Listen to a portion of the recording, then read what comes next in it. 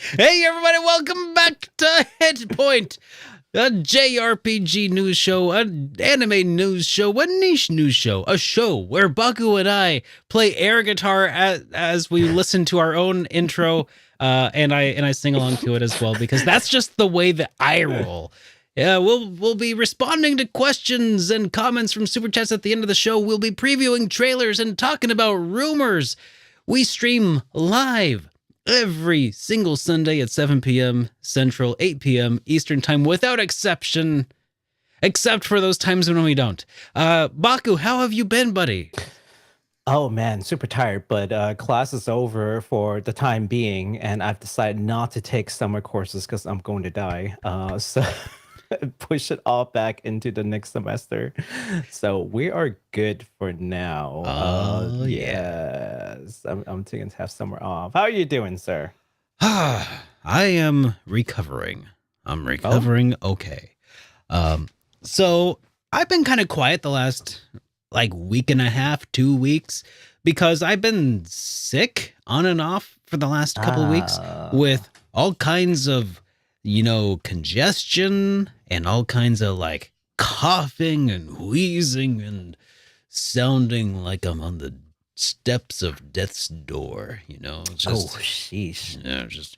I haven't been feeling necessarily too bad, except for the very beginning. I had a bit of a sore throat, but it was just enough that I'm coughing too much to stream. My throat's hurting too much to stream. I sound weird, and I'm not going to stream. So I have just been doing not a whole heck of a lot, which bugs the crap out of me because it makes me feel really pent up and I got a lot that I need to do. And it's so much. Anyway, It'd be like that sometimes. I hear you. It's wild. It's wild. I mean, now that you have a YouTube channel that you have also ignored for a long while, you also understand exactly the guilt and shame that comes from failing to produce content in a timely manner, right? You feel this weight on your shoulders and it's just what am I doing? I need to put out a video. I have more or less given up on releasing things, although I might take the summer to try to revive it. I just haven't had time to go through and see what lessons I've learned by releasing some videos, and then I'm like, okay, there's got to be a way to do this better, quicker, faster, and less energy spent. So once I figure that out, I might come back. We'll see. But what's your next move, man? What are you gonna give us? I mean, other than Beats being here, I mean. Okay, so I have already recorded a 1 hour long unboxing video and edited it down of all of the things that I've accumulated, all of my impulse purchases that I've saved up for 6 months.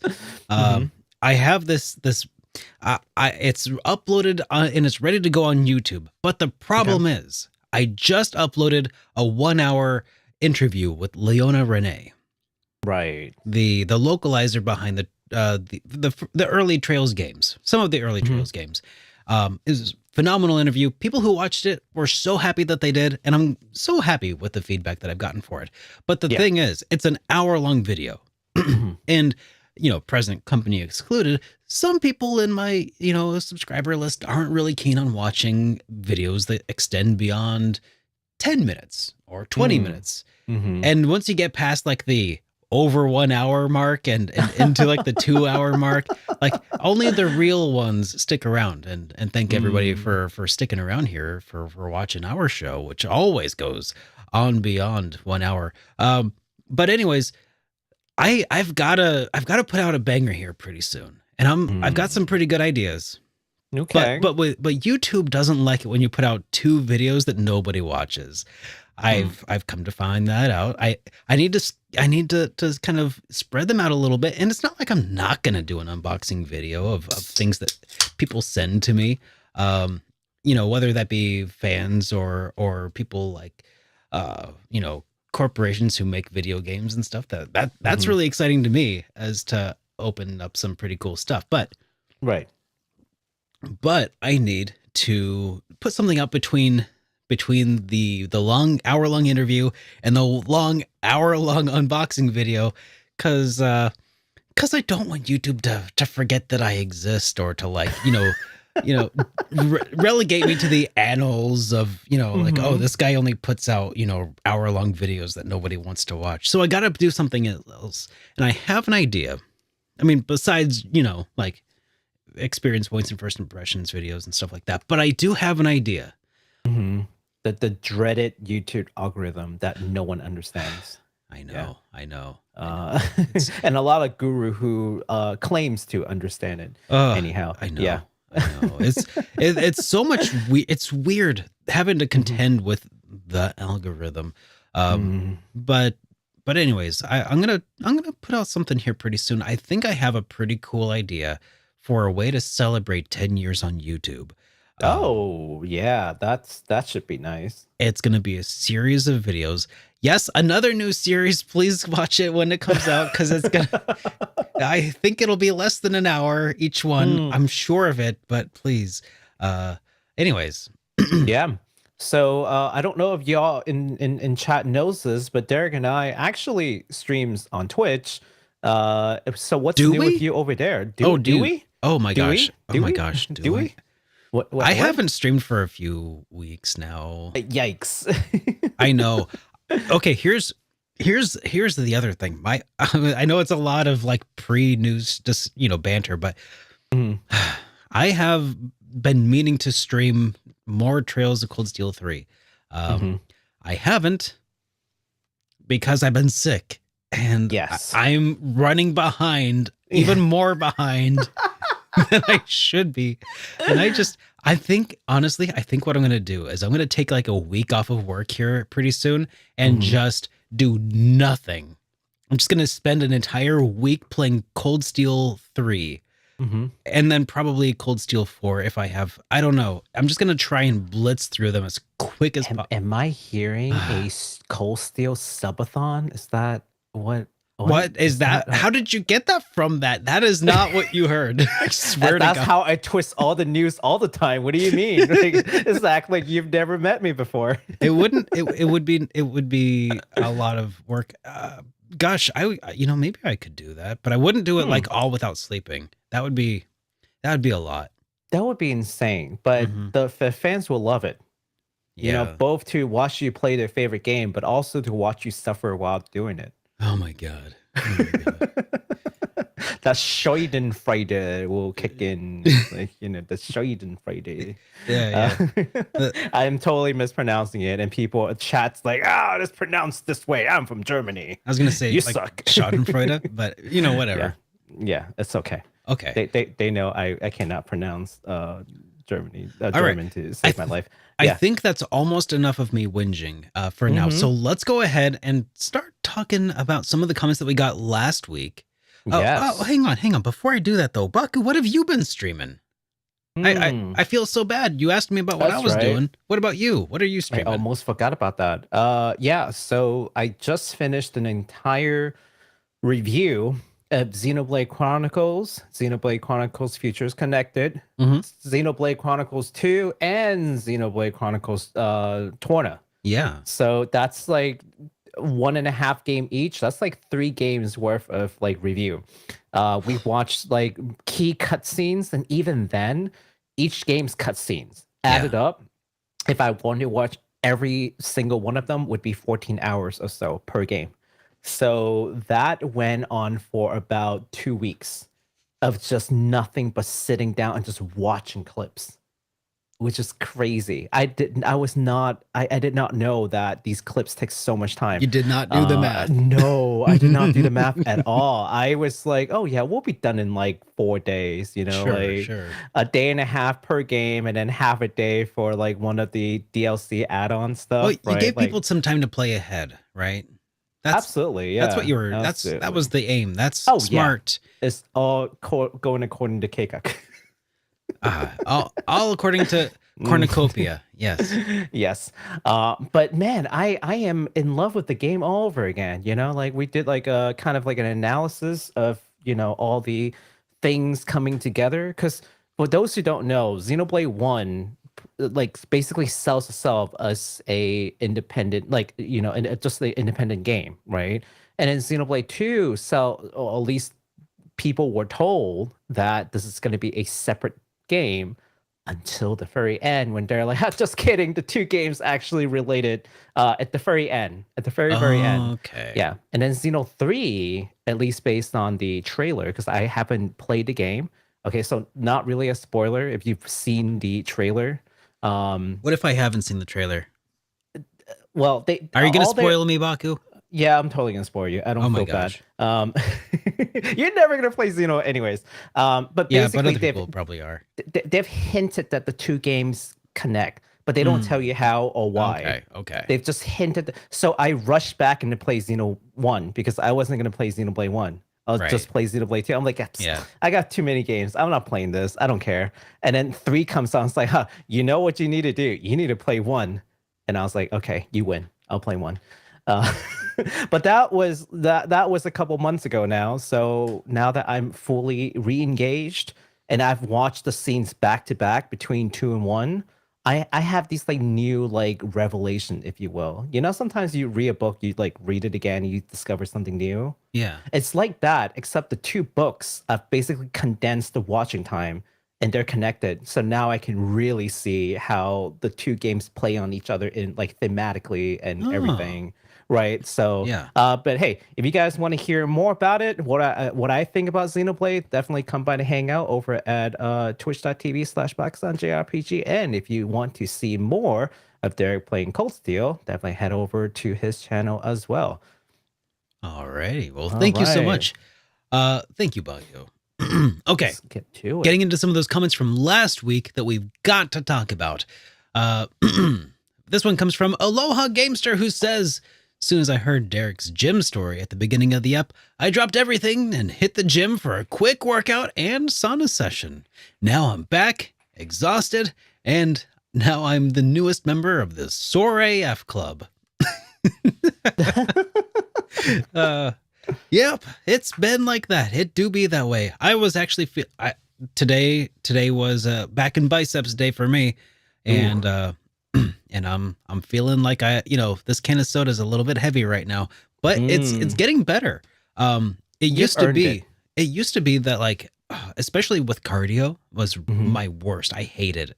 I still don't love it. Actually, I'm getting to the point where I kind of enjoy it now, and I can't believe it. It's weird. It's gonna become an addiction. No. It's tolerable at this point. Runner high, man, is the thing.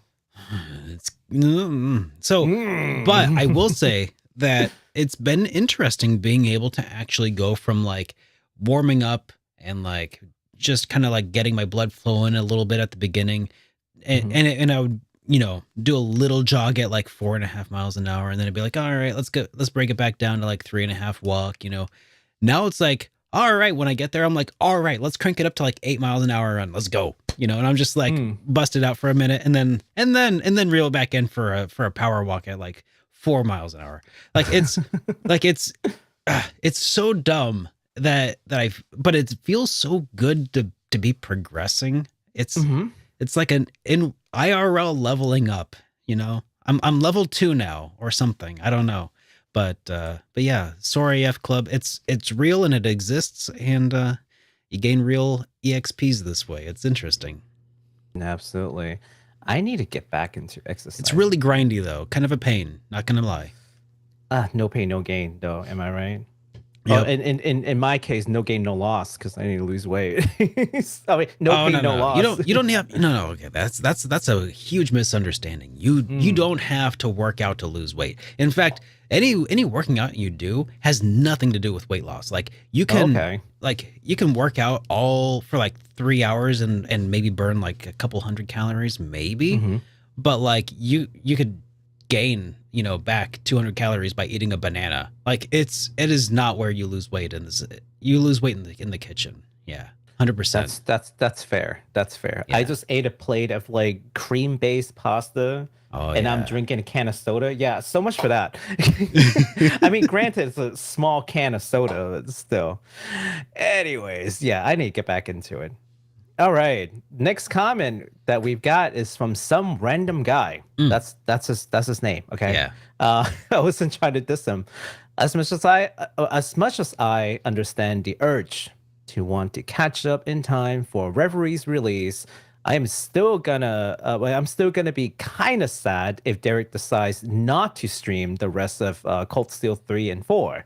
Not only because I know those games will get some genuinely awesome reactions out of him, but also because I myself was counting on those streams to act as a refresher on the story. Man, you've got a fan right here waiting for you to play these games, sir. Please. I need to get back to it. So here's what I'm currently thinking. Tentatively speaking, I'm thinking I'm going to start streaming, but I'm going to be playing in between streams. So I'll be making a lot more progress than I would otherwise.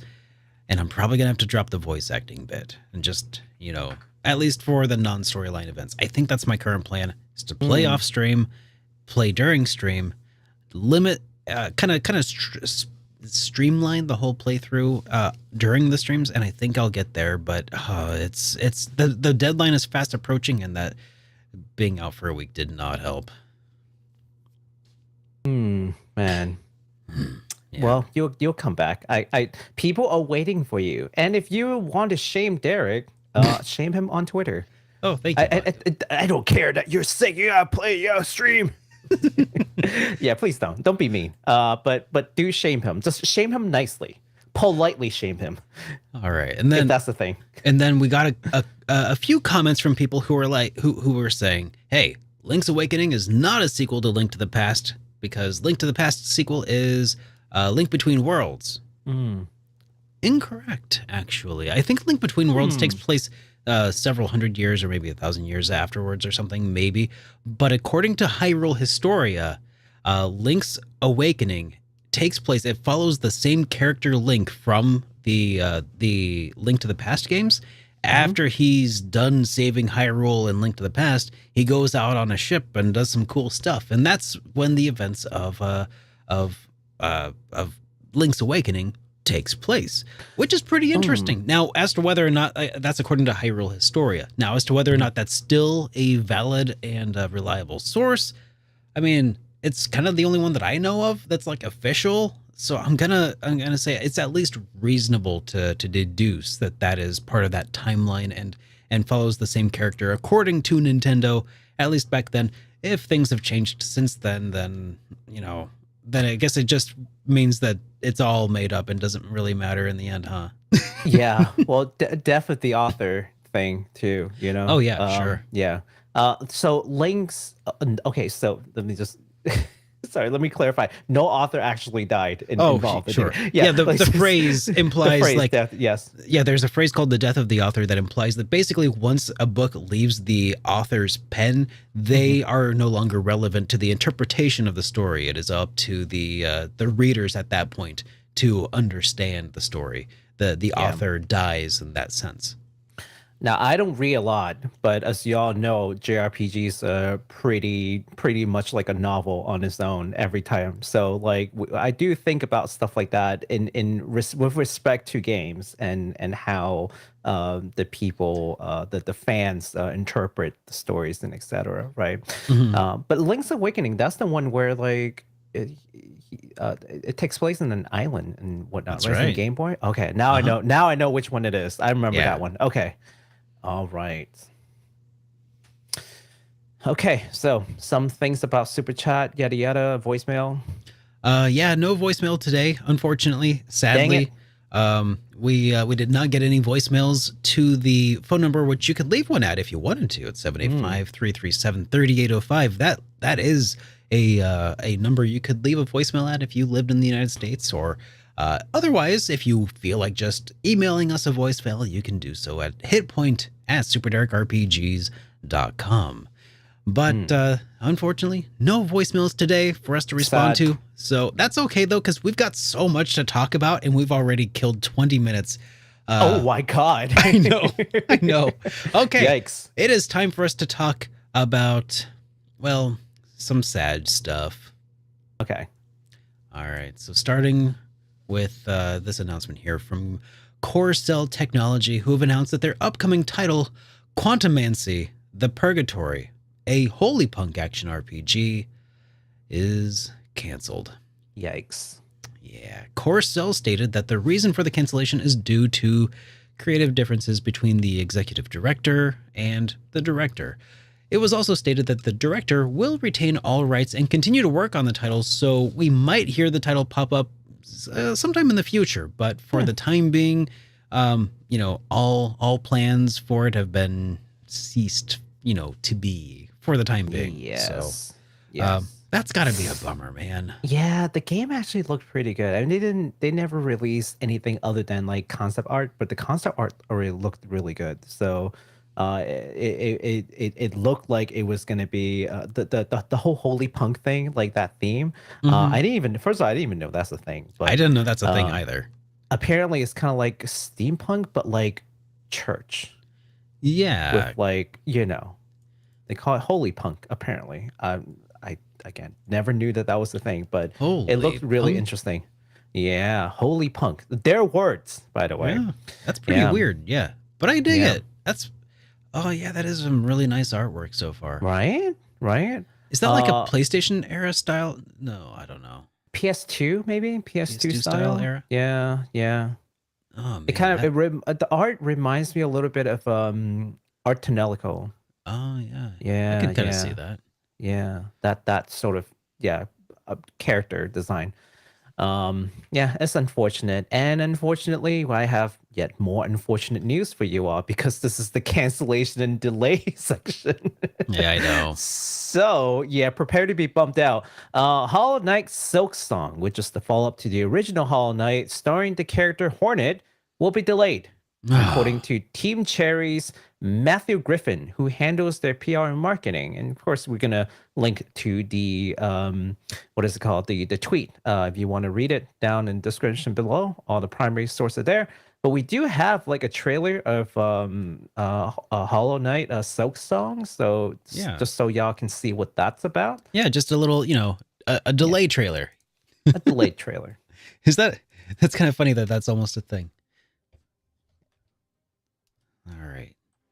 It looks really good, and of course we've got a lot of Hollow Knight fans. It's a really good game, even though it's not my thing. I really love the art. I like watching people play the game. That's Hornet with the needle. Oh, okay. So it's in a completely original game. It's not like a DLC, from my understanding. And the character will use like different skill compared to the original Hollow Knight. Yeah. New enemies, new bosses, new game, period. Looks really good.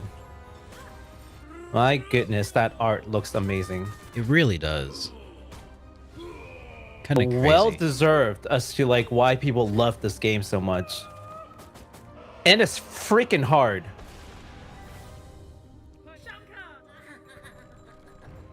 That's cute.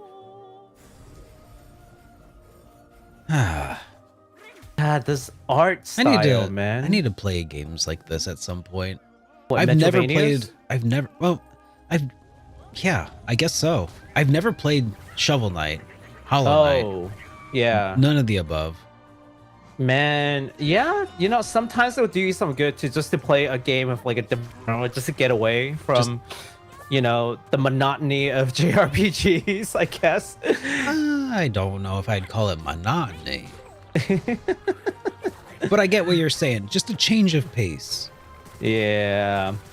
That's why I have decided that like between every long section of JRPGs that I stream, I'm going to at least play like a small indie, like a day or two, just to like cleanse the palate and move on to something different. Yeah, it's smart. It's doing my sanity a lot of good, I tell you that. Yeah. Kind of like how my my personal philosophy of not marathoning a certain series has worked really well for me. Yeah, absolutely. So anyways, back to how I'm going to be playing through the Trails games. I mean, you got people waiting on you, man. It's true. Got a lot of weight on your shoulders. All right. So next up, we got another little update here from developer Mega Cat Studios, who announced their upcoming wrestler-themed RPG, WrestleQuest, will be delayed from this month to sometime in summer of 2023, which honestly isn't too far away. So 2-3 months. Yeah, no specific reasons have really been provided for the delay at this point. Mega Cat Studios have stated that the delay is a result of certain issues outside of their control. Yeah. So isn't that how it happens? It's always how it happens. It's either COVID or things outside of their control. Which is kind of a other. Subset of things outside of their control. Yeah, absolutely. So, yeah, that's unfortunate. But, I was really looking forward to WrestleQuest because I tried it at MagFest. I actually spoke to the developers and, it's very interesting game that basically plays on wrestlers, but specifically like these action toys that and they all want to be a wrestler for whatever reason. I'm sure the story will explain it, but it's really cool. It's a really neat concept. I can't wait to see them come out whenever that happens. I do have some good news though. Yeah. And that is finally the end of our list of delays and updates. And we're gonna talk about some updates to previous games now. Yes, but before that, I did see a couple of super chat flyby. I just want to remind you all that we'll be reading the super chat at the end of the episode, so don't think that we're ignoring it. For sure. Yeah, we'll get to it later. But if you guys want to ask us questions, you definitely want some answers from us, definitely leave us that super chat. Or, leave a comment later, and we may have you featured in the beginning of next HitPoint. So definitely keep leaving us those insightful comments. That's right. Really appreciate it. We love reading those.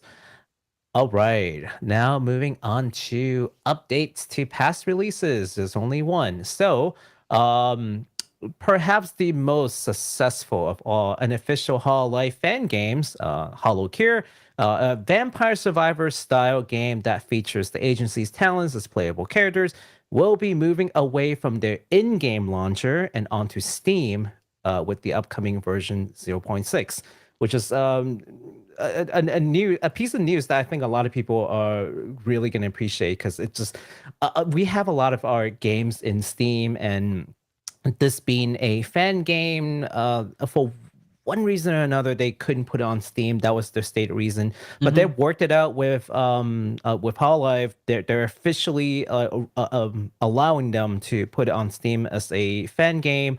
So I think that's pretty cool. Actually, there was another fan game that we talked about called Idol Showdown that's also on Steam. So I was wondering, well, this game is on Steam. Why couldn't you be on Steam? And wouldn't you know it, about like a week or two later, they're like, hey, by the way, we worked out something with Hololive, and now we can put this on Steam. So I think maybe Hololive changed their policy, and they just like working through it. So it's pretty cool. I think these fan games, and they're all free, by the way. I mean, they're doing nothing but like just like great, PR for the company. So I don't see why they wouldn't do it. Maybe just review the game before you let them go live. But other than that, like it's like free, like it's free publicity, and it's a really good game. I know I said free and fan game, but like even if you know nothing about Hololive, you don't care, you never want to watch these people, it's fine. It's like a fun game regardless. Now, with the version 0.6, we will see 9 additional playable characters from Generation 1 through 3 of Hololive Indonesia, making the total playable characters up to 33. That's a lot of playable characters for a game that's completely free. No release date for version 0.6 or when the game will move to Steam, but HoloCure is immediately available on itch.io. I'll link probably the site in the description below later on. Okay. That's all we've got for updates and past releases. Let's move on to the exciting stuff. Upcoming releases in the next week. That's right. That's right there, Baku. So we're going to start with this this 2D horror puzzle adventure game that Baku made me talk about, called Derek loves horror games. What are you talking about? Pocket Mirror Goldeen Drum, something like that. I have no idea how to pronounce it. I think that's also the other reason you made me talk about it. So it's coming from developer Vigistella, And Astral Shift Pro is now Mhm. available on PC via Steam. So we have Yay. a trailer for it as well that we can check out. So let's do that. Yeah, this game came out while we were on break on the 19th. So it literally just came out like 3 days ago. Oh, I think we've seen this trailer. Maybe not this trailer, but we've seen a trailer for this game before. I know it. Yeah. If I you want remember. to turn it down just a little bit too, because there might be some singing later on. Oh, sure. Yeah. I'll do that. Yeah, just give me a heads up. Yeah, we've vaguely definitely talked about remember. it before. Yeah, The art style is kind of Alice in Wonderland-esque Yeah. kinda style. and it also reminds me a little bit of like the horror or the haunted mansion of Breath of Fire 3. Oh, okay. Breath of Fire 3 has, it's got a haunted mansion. It just has burrowed itself into my heart and mind. And then of course it's got this very pretty artwork on it. Yeah. This game reminds me of Witch's House, which is like another one of these like 2D puzzle horror adventure game. But yeah, I think if anyone likes like Witch's House or things like, I don't know, Corpse Party, Mad Father, like you're going to like this kind of game. And in fact, later on there's another announcement for another game that's very similar to this. So if you're a fan of these like what is it like, I don't want to say kind of RPG Maker kind of game. That's like horror. Yeah. So this game was originally on RPG Maker. I don't know if this current rendition is an RPG Maker because this is like a remastered version of the game. So yeah, I think I remember that the last time we talked about it was in the context of it being changed from an RPG Maker game to another platform. Yeah, I vaguely remember it. It's been over a year, I think, since we talked about it. It's been a while since they announced like initial announcement. Yeah. All right. Yeah. So yeah, if the game looks interesting to you, you can get the game right now for 25% off and a free soundtrack from now until May 26th of this year. So check it out. Got a couple of days.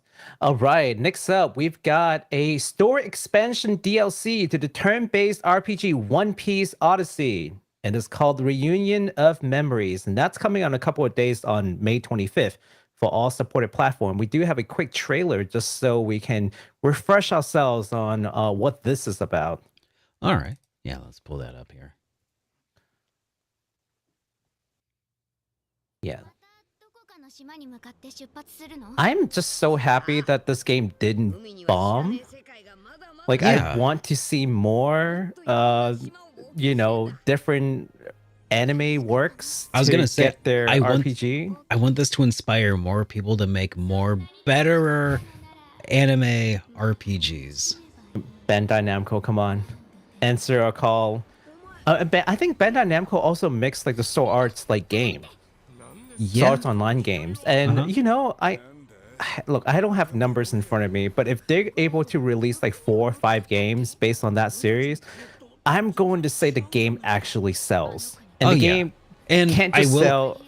I have to also mention that every time that we mention the SAO games, there's always people in the chat who are like, yeah, those games are actually really good and you should play them.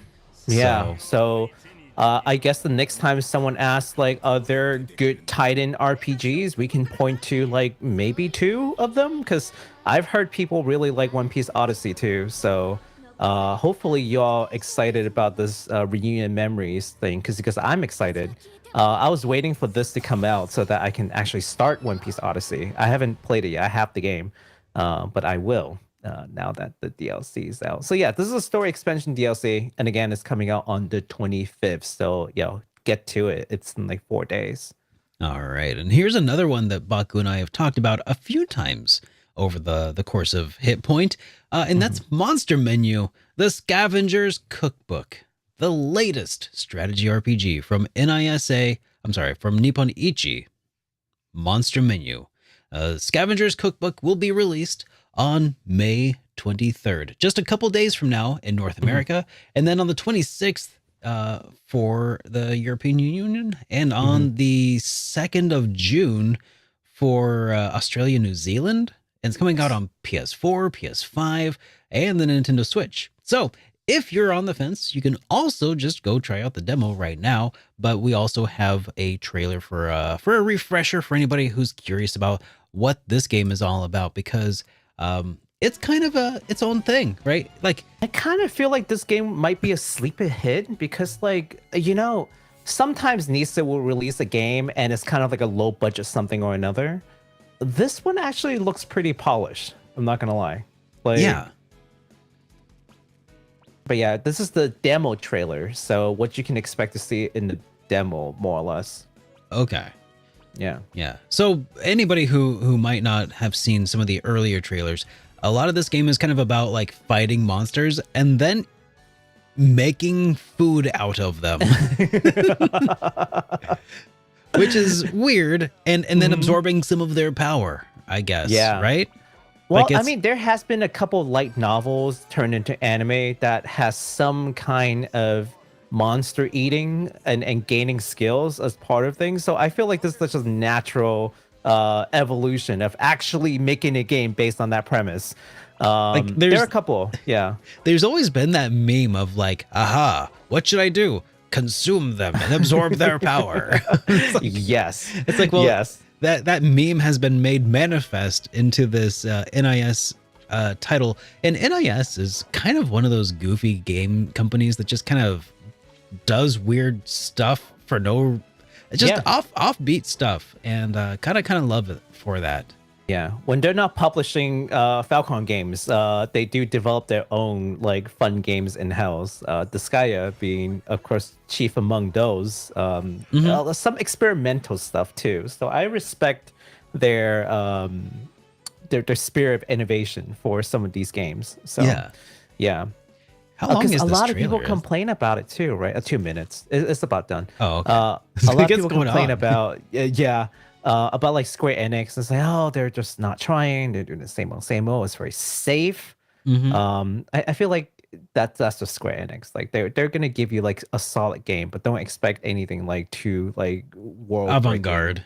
Yeah. But you know, like Monster Menu, I think that could be a sleeper hit. I have a feeling that this game is gonna do better than what people may initially expect just by watching the demo. So we'll see, though. I mean, I haven't played the game. I want to. I haven't had time, but yeah, it looks pretty good. All right. Well, check it out. You can play the demo. We'll have a link to it somewhere in the description below. Sounds good, sir. All right. We have another horror game coming out that I will not make Derek read through, and it's called Last Labyrinth Lucidity Lost. That's alliteration. Yeah, alliterations, which is the non-VR version of the game Last Labyrinth, not Lost, Last Labyrinth. Oh, God, it's a mouthful. Developer Amata KK announced that this version of the game is available now as of the show on Xbox Series and Xbox One, and will be available on May 24th on the Switch. So we do have a trailer, so we can take a quick look at it. Derek, try not to be too scared. I assure you it's not that bad. I don't know, man. I'm feeling a little jumpy already. I'm very scared now. Okay, so this was VR once upon a time, but this is the non-VR version, you said? This is the non-VR version, yes. So before it was like a VR exclusive. Now it is a non-VR game. Okay, so the trailer still does a lot of first-person VR looking stuff. Is this trailer still... I feel like this is specifically for Lucidity Lost. So I think it's still going to be first person. I think it's just more about like the control scheme, perhaps. Okay. Yeah. So basically, in this game, you wake up and you're bound to a chair, and you can't move very well. But and there's a little girl there who's able to like complete these tasks for you to get you guys out. This is kind of an escape room kind of game. the catch is you cannot understand a word she's saying to you. So there's some communication issues in the game, and also you cannot move directly. You have to rely on her to do stuff for you. Interesting. Yes, so it's pretty interesting, I think. It's definitely not probably scary in VR. But it's not your usual affair. So I think it's definitely worth looking at. I'm pretty excited about this, actually. I want to see what this game is about. Oh. You know, also like prevent her from dying would be important. Uh-huh. But you can't physically go in to save her. You know, you have to. Yeah. Yeah. That seems like that would be really stressful. It's stressful, all right. Because it's like, here's this adorable little girl. Don't let her die. You know, by the way, we're going to try to kill her. It's like, oh, that just sounds like a lot. That's too much responsibility. Oh, Japan, what are we gonna do with you? I know. Yeah, this game kind of reminds me a little bit of I don't know, what is it?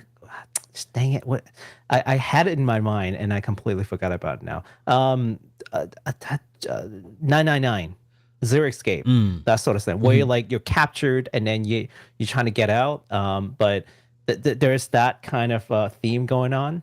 And you have no idea what's going on. Like, you just know you have to get out of there because it's dangerous. Yeah. Yeah. So for people who like 999, maybe this could be a different kind of of the same thing, right? Yeah, could be. Yeah. Okay. Well, so if you want to play this game in VR, though, the game is immediately available on PS4, PS5, PC via Steam, and of course the aforementioned Xbox. You can play them on VR. But the non-VR version, at least for the Switch, is coming on the 24th. So wait, does Xbox do VR stuff?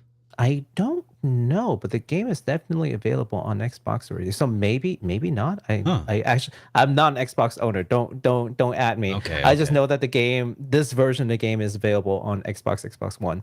Okay. Okay, Yeah. I got what you're saying. Cool. That makes sense. Yeah. All right. Okay. Well, we also have some new games that were announced. Some. Okay. we got several. How many we got here? Let's see.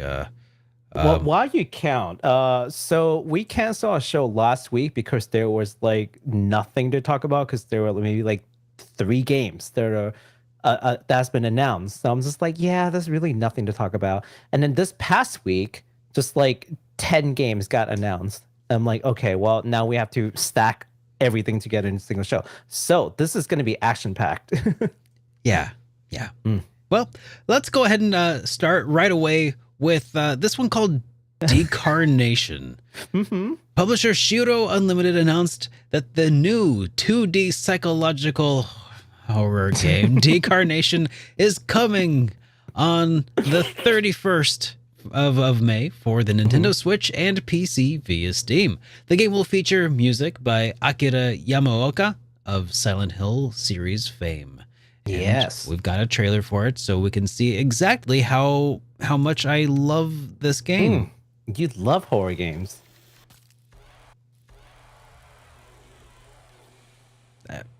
Well, the pixel art's good. I mean, it's basically exactly what you said last time too. So you're very consistent. I was gonna say, you're liking. I do like the pixel art. Yeah, I am nothing if not a broken record.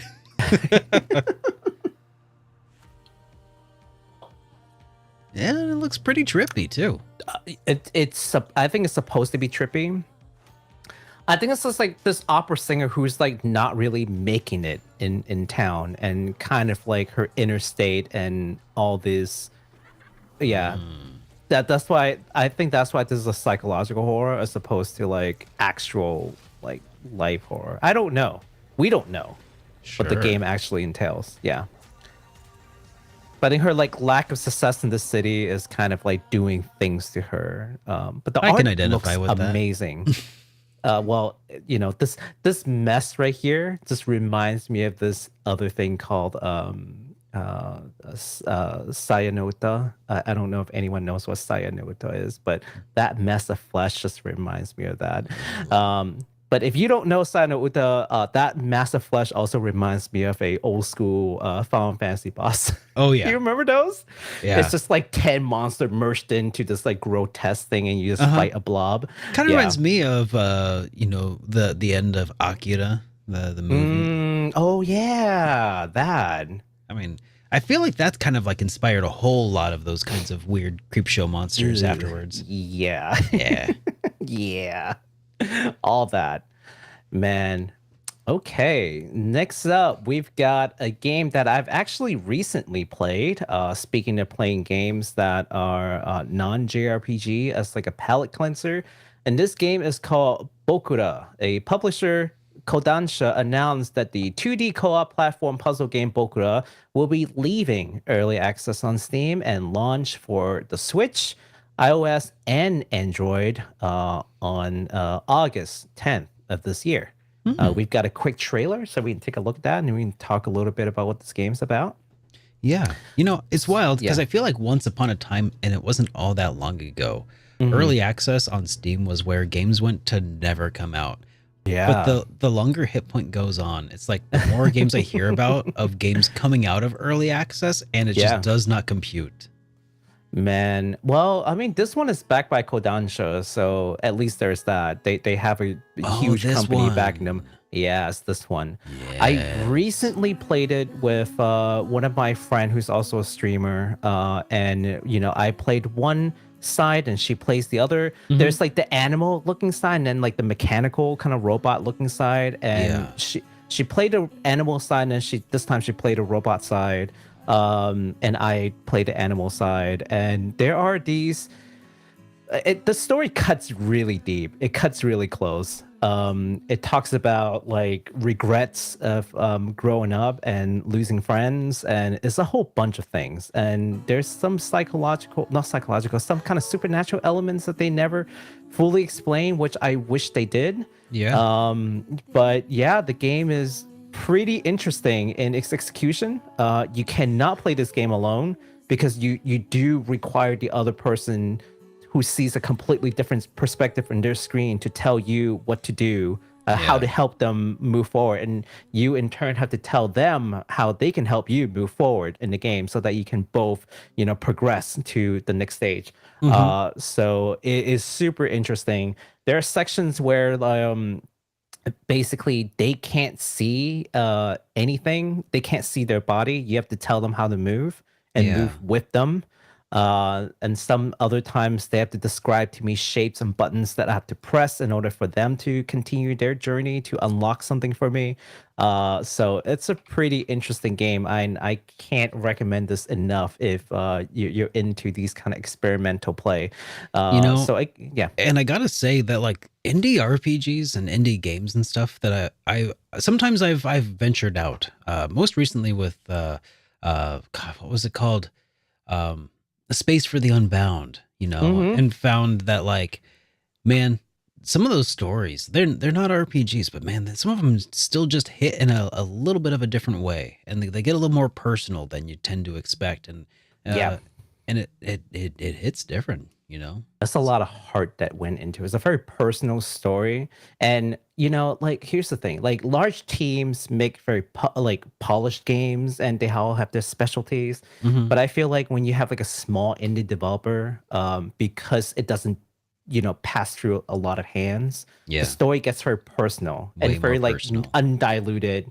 And they're not afraid to, like, go there, if that makes sense, and tell a Yeah. personal story. They don't have to answer to like stakeholders, like, oh, your game is too risky, or like, oh, that's That going might too make far. somebody feel uncomfortable. Yeah. Yeah. No, it's Yeah. a very personal story. We will go there, and we'll tell it the way that we want to tell it. That's why I respect indie developers. So we're Yeah. gonna talk about a lot of indies as well as, of course, established games. So Mhm. these are all interesting games. So Yeah. hopefully you guys are interested in these, and let us know if there are other indie games that you guys want us to take a look at. Because boy, there are a lot of indie games, and I can't catch every one of them. So I know. It's like trying to catch every drop of rain.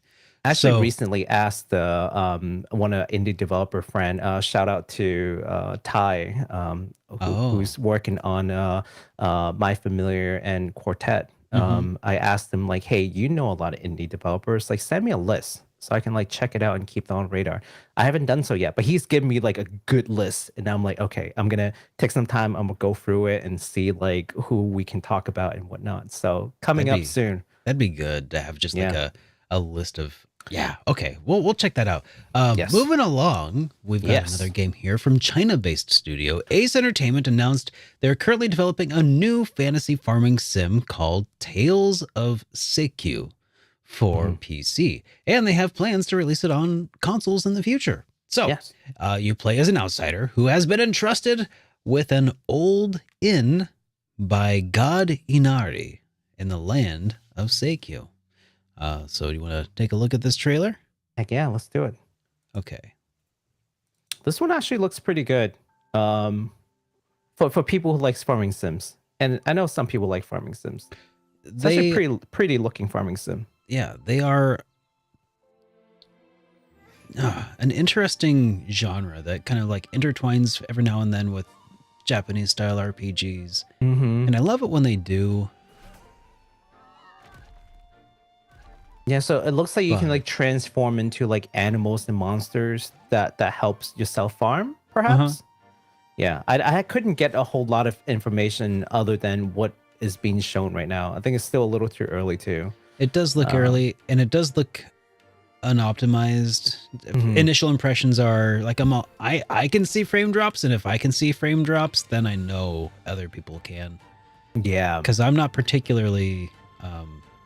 I'm pretty sure there's some RPG element because you're all geared up and you're like fighting things. Yeah. Yeah. Okay. It looks like and that's the aspect that like I will. Yep. Yeah, okay. I'll probably want to play that at some point. At least a little bit, I think. Like if there is a strong emphasis on like the action RPG or the RPG side of things, then I can make my way through the farming sim stuff. But like.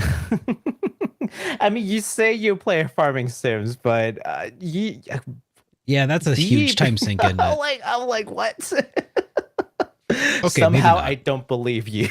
Okay, so anyways, there's currently no release date at the moment.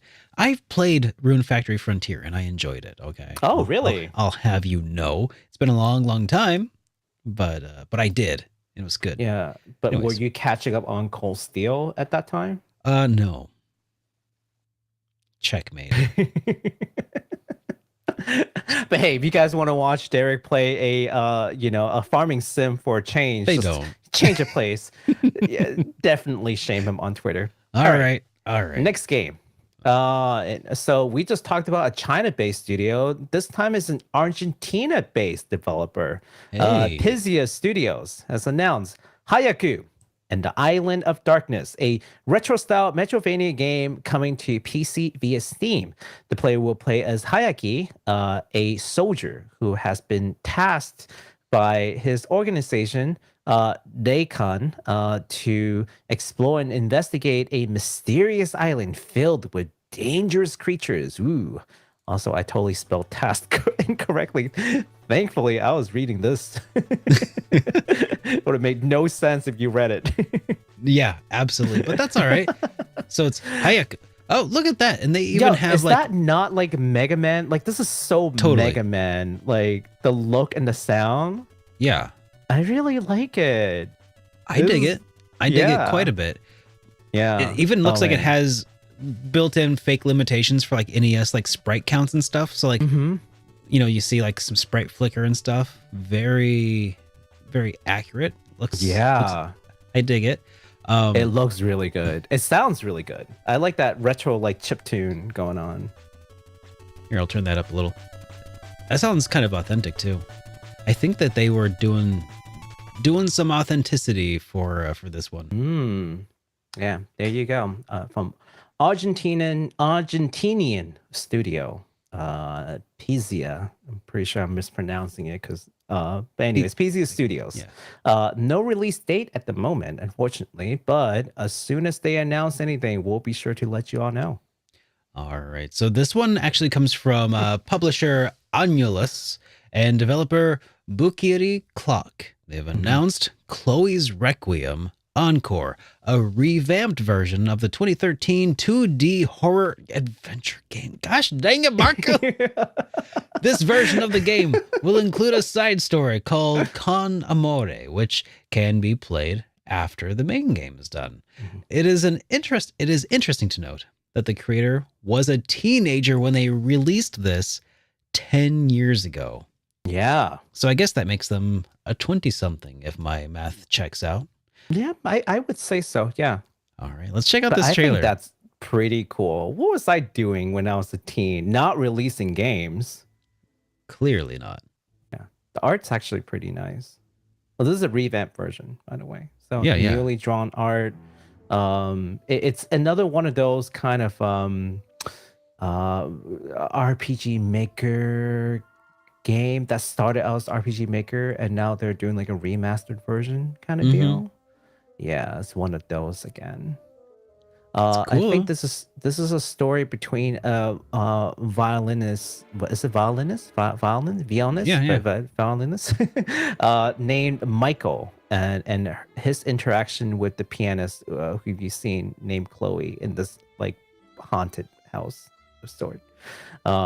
Definitely another one of those games where if you like stuff like what is it called, Witch's Corpse House Party. and whatnot, Corpse Party, that Yeah. sort, you will probably enjoy something like this. This is just a different story, different art style, Just similar kind of gameplay. bit more of a music theme to it, though. I take it. Absolutely, yeah.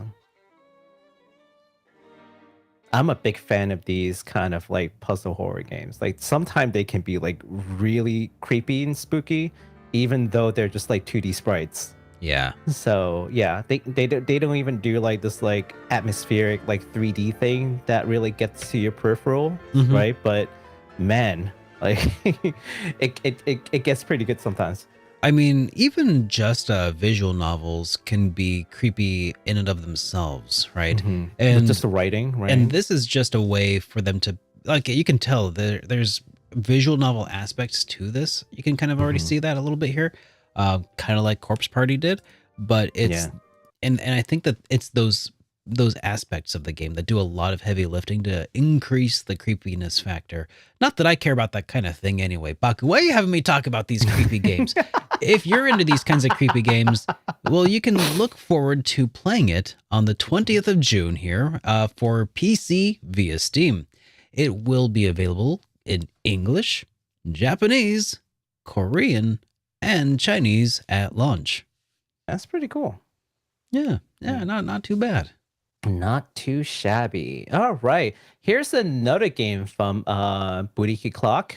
This time it is co-developed by them and WSS Playground, and the game is called Boyhood's End. It is a new sci-fi puzzle adventure game, so not horror this time, but maybe a different kind of horror.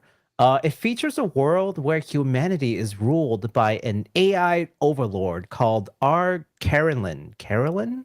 And every aspect of human lives are rated with a human score. Let's take a look at that really quick. Right. I think this one you will actually be a little bit more interested on. All right. So I feel like you made like some sci-fi stuff. I already really appreciate the large animations going on here. That is some polish for a pixel art game.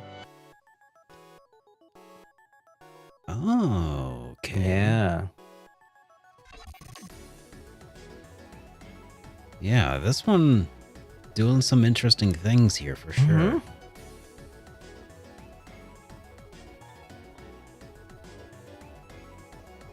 A lot of pixel art today, but Yeah. I dig it.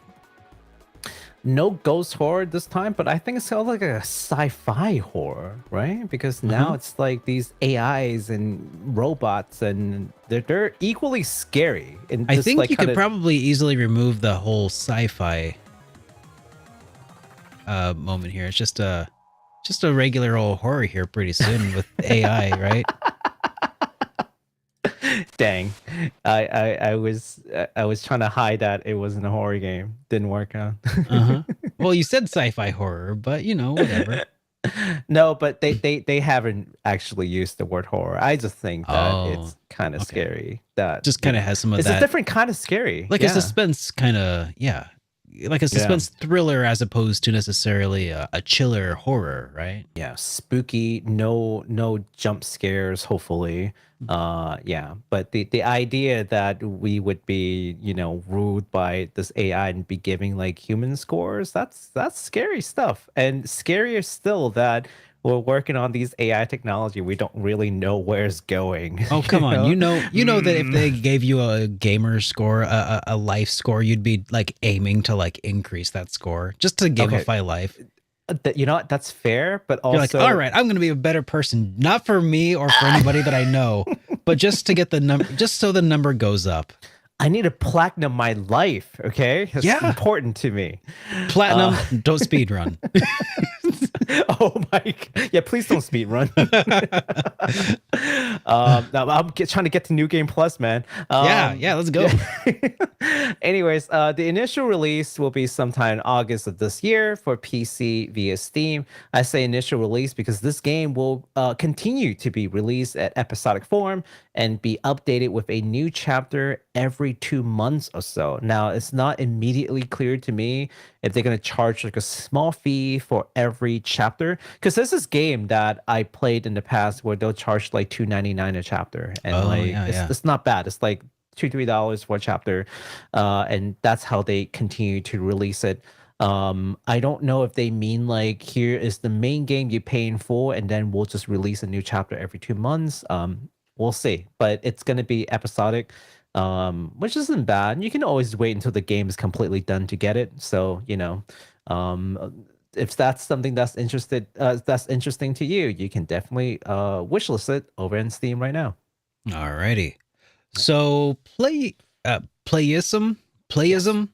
Yes. have Playism. announced that they will be releasing a new deck building game called Phantom Rose 2 Sapphire, the sequel to the 2019 game Phantom Rose. Phantom Rose 2 comes with 2 playable classes, the Blade class and the Mage class. Each class has their own unique cards and mechanics, allowing you to experience the game in more ways than one. So do you want to take a look at this? Ways. Yes, more than one. 2 ways. Two. More than one. 2. 2 is more than 1. Unless Math it's a checks secret out. class, after you finish the game. I would never doubt it. Yeah. Interesting art style too. I'm not sure what this reminds me of, but actually there's a game that I played recently with similar art style. I think it's that one game where you basically get kidnapped by animal people and they harvest human for food and energy, and then you basically have to find your way out. It's another horror game. Oh yeah. Another horror game. This one is talked not. about it. Yeah, we did. Yeah, this one is not a horror game. This Yeah. one's a deck building game. It looks really interesting.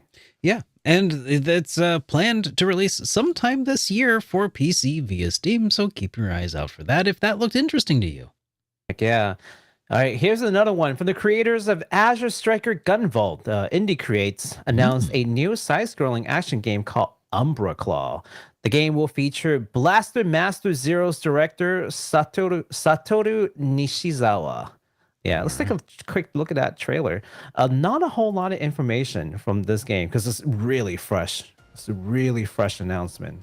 I'm sure we'll get more news of this later on. Trapped in the afterlife. Still under development. The color, you know what? It I don't know why it has this like feeling of 2D Oninaki? Or no. Okami. Okami, yes. Yeah. It's 2D like a Okami. Yeah, that's what it looks like. And Indie Creates makes some great side-scroller game. Recently, they released Grim Guardian, and then prior to that, of course, the long-running series of Azure Striker Gunvolt, fast-paced, kind of Mega Man-esque, side-scrolling action game. So I'm expecting something similar. to that. But they're just really well known for making these kind of games. So definitely something to look forward to if you're into like Mega Man sort of games. Yeah. And we have another game here to talk about. Another one. we got a bunch. We got a bunch. We're getting closer to the end of the long list of games. we weren't joking. We weren't kidding about having a lot of games. So developer Pocket Pair have just announced their newest side-scrolling action roguelite Metroidvania style game called Nevergrave: The Witch and the Curse. That is a mouthful. Isn't it? Using a cursed hat, you can possess enemies and use their unique abilities to battle and advance the story. So it's kind of like a Kirby kind of deal, I guess, huh? Kirby or the Mario game. What is that called? The one where he throws his hat at enemies. Oh, yeah. Odyssey. Yeah. Yes, there you go. Odyssey. Yeah. With the hat, the controls. Mm-hmm. Oh, I could kind of see that. This is really pretty too. So let's see. How does this work? That is really pretty. Yeah.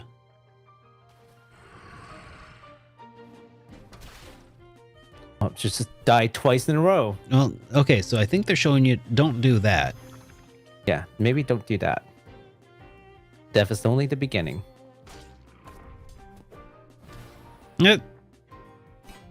Oh, that's how you control it. Oh, and there's multiplayer.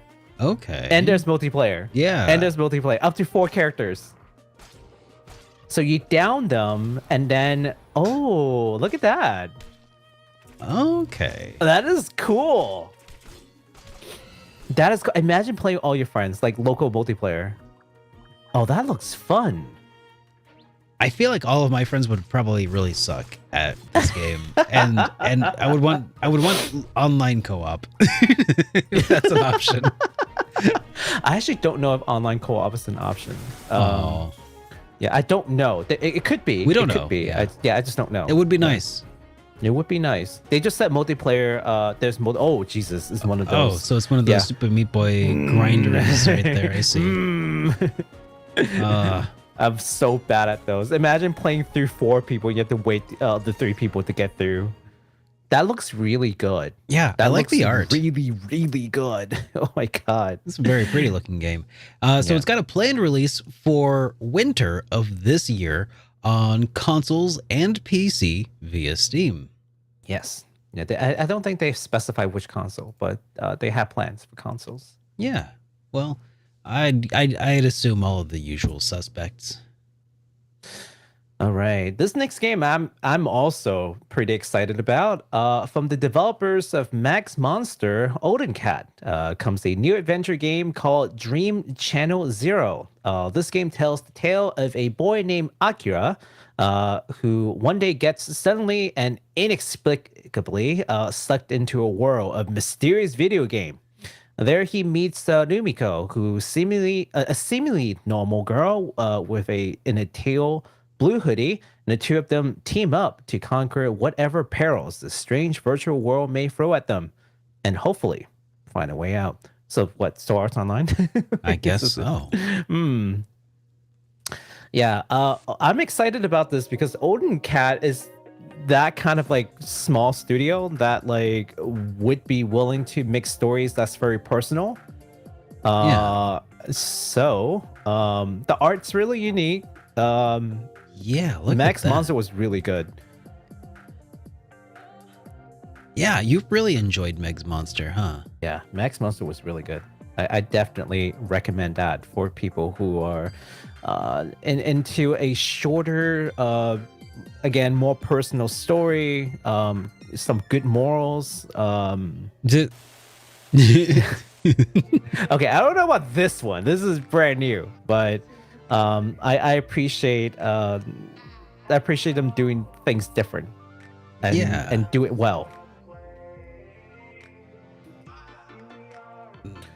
Cool. Max Monster builds itself as like an RPG, but like it's one of those games where it's not really an RPG. Not really. I got you. Not really an RPG, but it's more very of experimental. it uses the aesthetic to tell a story. Yeah, and I appreciate it. You know, like just call it what it is. You know, don't expect like a well-developed RPG, but it's definitely a very well-developed story. Yeah. So I expect a really good story from Dream Channel Zero. Now, there is a planned release for winter 2024. So, man, I'm going to be very busy this winter for PC via Steam. So please check that out. All right. So next up, we've got another deck building RPG called SOULVARS that's coming from publisher Shueisha Games. That's coming to PC and consoles worldwide. SOULVARS. Yes, worldwide. Worldwide. Yeah, so this one is a what is it called? It's a cell phone game, cell phone RPG. Definitely no gacha, so don't worry. And it's like I think it's like $6 on the Play Store right now. So definitely not like an expensive title either. But I think this is pretty interesting because we've always talked about folks who watch the show but don't necessarily game on PC or console, right? Like they're looking for a game that they can play on their cell phones, but not a gacha game because I don't really like going through gacha games. Well, there you go. I mean, we'll sell it for 610 yen. That's like $5 and some change. So probably not very expensive. This is like a new enhanced version that's coming out on Steam. So pretty cool. Yeah. Yeah. I mean, as far as like, cell phone games go, I'm not usually interested, but that one looked actually like maybe it might not be bad. Yeah, deck building RPG. Yeah. I mean, so deck building kind of bit of a turn off to me, to be totally honest, but I mean, whatever. If you're strapped for platforms that you can play games on, hey, that is an option. So keep an eye out. Yeah. All right, so that's coming out on the 27th of June, coming to PS4, PS5, Xbox One, Series X, S, and Switch and PC via Steam and Epic Game Stores as well. So it's also immediately available on Android and iOS. So if you're not into cell phone gaming but want to maybe take a look at dipping your toes into the game anyway, you can do so if you have one of these platforms. So check that out too. I think the game looks pretty interesting, and it's probably going to be pretty inexpensive too. So hey, you're looking for something. I feel like this is going to be one of those palate cleanser stuff again. Just to get away from all the major releases and just try your hands on something short and sweet, right? Yeah. All right. Next up, developers Christopher Galati and Daniel's Game have announced a new action RPG called Tako no Himitsu, Ocean of Secrets. And it is according to them, a spiritual successor to the game Save Me, Mr. Tako. Okay. So, I've not heard of that game before, but you want to take a look at the trailer for Let's do it. Tako no Himitsu? Yeah. So when they say taco, they don't mean the food from Mexico. The Mexico food. Yeah. They meant taco as in an octopus in Japanese. Yeah. Tako desu. Yes. It looks really good. I like the pixel art. Yeah. I think that it looks nice. It looks... Oh, you can switch characters, it looks like. Like you can tag out and switch. I guess each of them have like a specialty. I pre-watched this trailer a little bit. You did? Uh-huh. Because I saw the pixel art and I was like, okay, let's check this out. I think that some of the inspirations are pretty clear. Like it's got some, the puzzle switches and stuff. Looks like it came straight out of like a Game Boy Advance RPG. Like, like maybe a Zelda game, right? It kind of looks like that a little bit. At the same time, it also looked like it had some animations, might have been Terranigma inspired, but maybe I'm just especially sensitive to that sort of thing. Like the level up thing where he goes like, yeah, and has the power up thing. It's like, hey, I recognize that. And more games should totally do that. Yes. So it has a little bit of that. and I think that the only thing in the back of my mind that's like, is this what I want to play? Is it looks like the combat's a little slow. Like the animations take a while to like play out. It doesn't look really snappy and responsive. It looks like one of those things where like you push a button and you're committed to that movement, right? It's a big deal for action games. The snappiness. Oh, yeah. I definitely understand that.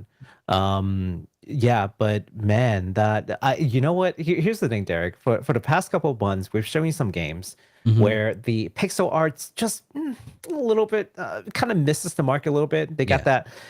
You know, you explained it to me once where you're like, oh yeah, this is why this is like, you know, kind of a not very well done pixel art, and like, you know, here's like a good one, like the animation, like they just kind of you know, this one looks like they did pixel so well with it. Yeah.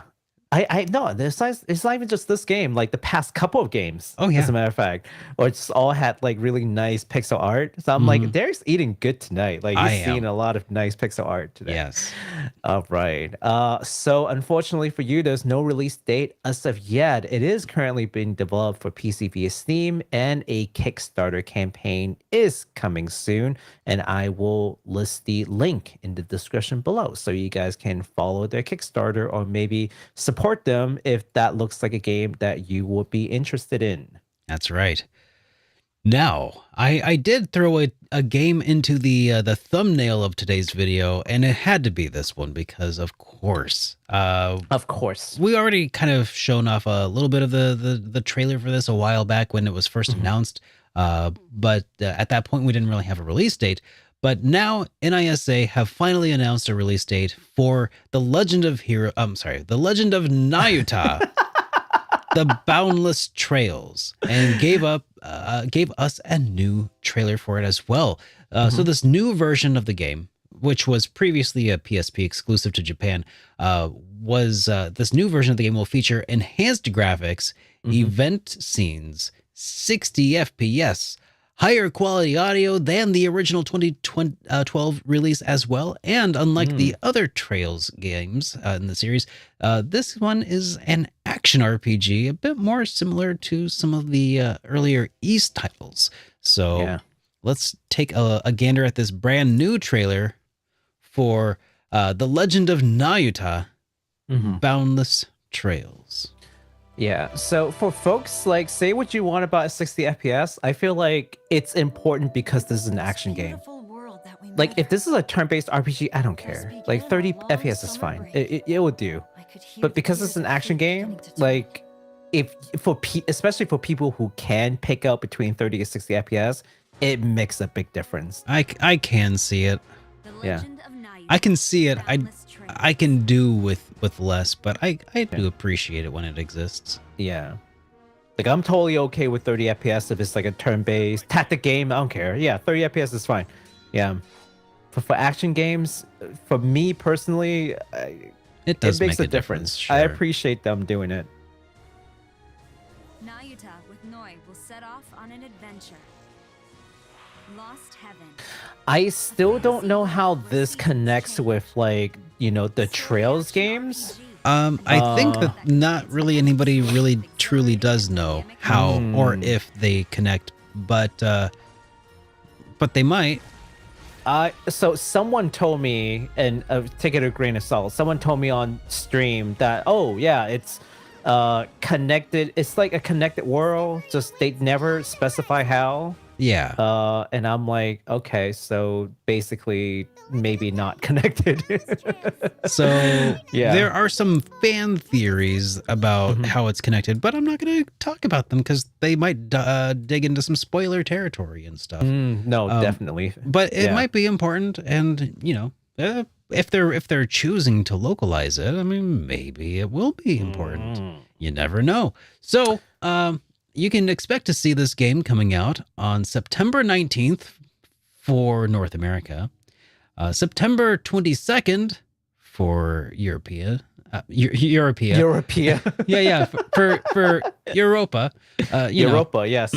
And for Australia and New Zealand, you can see it on the 22nd as well. of September. So that's coming for Nintendo Switch and also PC via Steam. And PS4. Oh, was that on there? Yes, you are correct. And PS4. Thank you. And PS4. Thank you. You're welcome, sir. I'm glad I caught that. Man, I am just glad that Nisa and Falcom are bringing all these games over. Like, and previously they were talking about doing this other series through like a Korean publisher, which I'm still waiting for them to tell us more about it. It's like a worldwide release of like another like Legend of Heroes game, but it's like a different series than like the Trails that we know. But I just appreciate them. I also just wanted to throw this out there because people get on Falcom and they get on NISA for like, oh man, there's so many Trails games, we're so far behind. Guys, they're trying 3 games in 1 year. And one of them nobody expected. Two of them within the Crossbow games, it was like a lost cause. Nobody expected that. Nobody expected that, but they're doing it. So gotta give NISA credit where it's due. 3 games in a year. Holy cow! Yeah, my wallet is crying. I hear you. I do have some gripe against the Crossbow games, as I told you before. The differences between the versions. Yeah. I mean, look, they say what you want about like the difference in version and how it's not a big deal. Look, 2 things. One, it doesn't have to be a big deal. They just have to be forthcoming, right? Sure, They didn't say it when the pre-order opens, and they should have just been out with it and be like, oh, by the way, the versions are different. That's all. Yeah. That's the whole thing, is they should have just been forthcoming. But also, recently, and I've talked about this with some folks, is that I tried to pick up the Crossbow game because I'm like, maybe it's time for me to pick it up. I go over to Amazon, and wouldn't you know it, the PS4 version was still selling at its base price, and the Switch version was selling at $80 a copy by third-party seller. And someone tweeted at me, and it's like, oh, Falcom's being greedy. I'm like, this has nothing to do with Falcom or Nisa.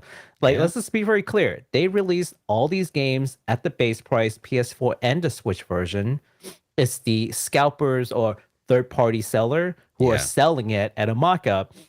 So it's like being mad at Sony when people were scalping PS5s on eBay. It's like the same thing. Yeah, don't get mad at them for that.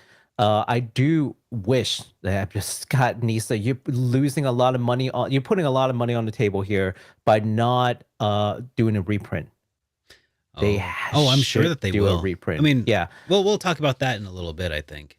Yeah, I don't know if they would, but they should definitely do a reprint. I wouldn't put it past them. I mean, they like money. They've done it before.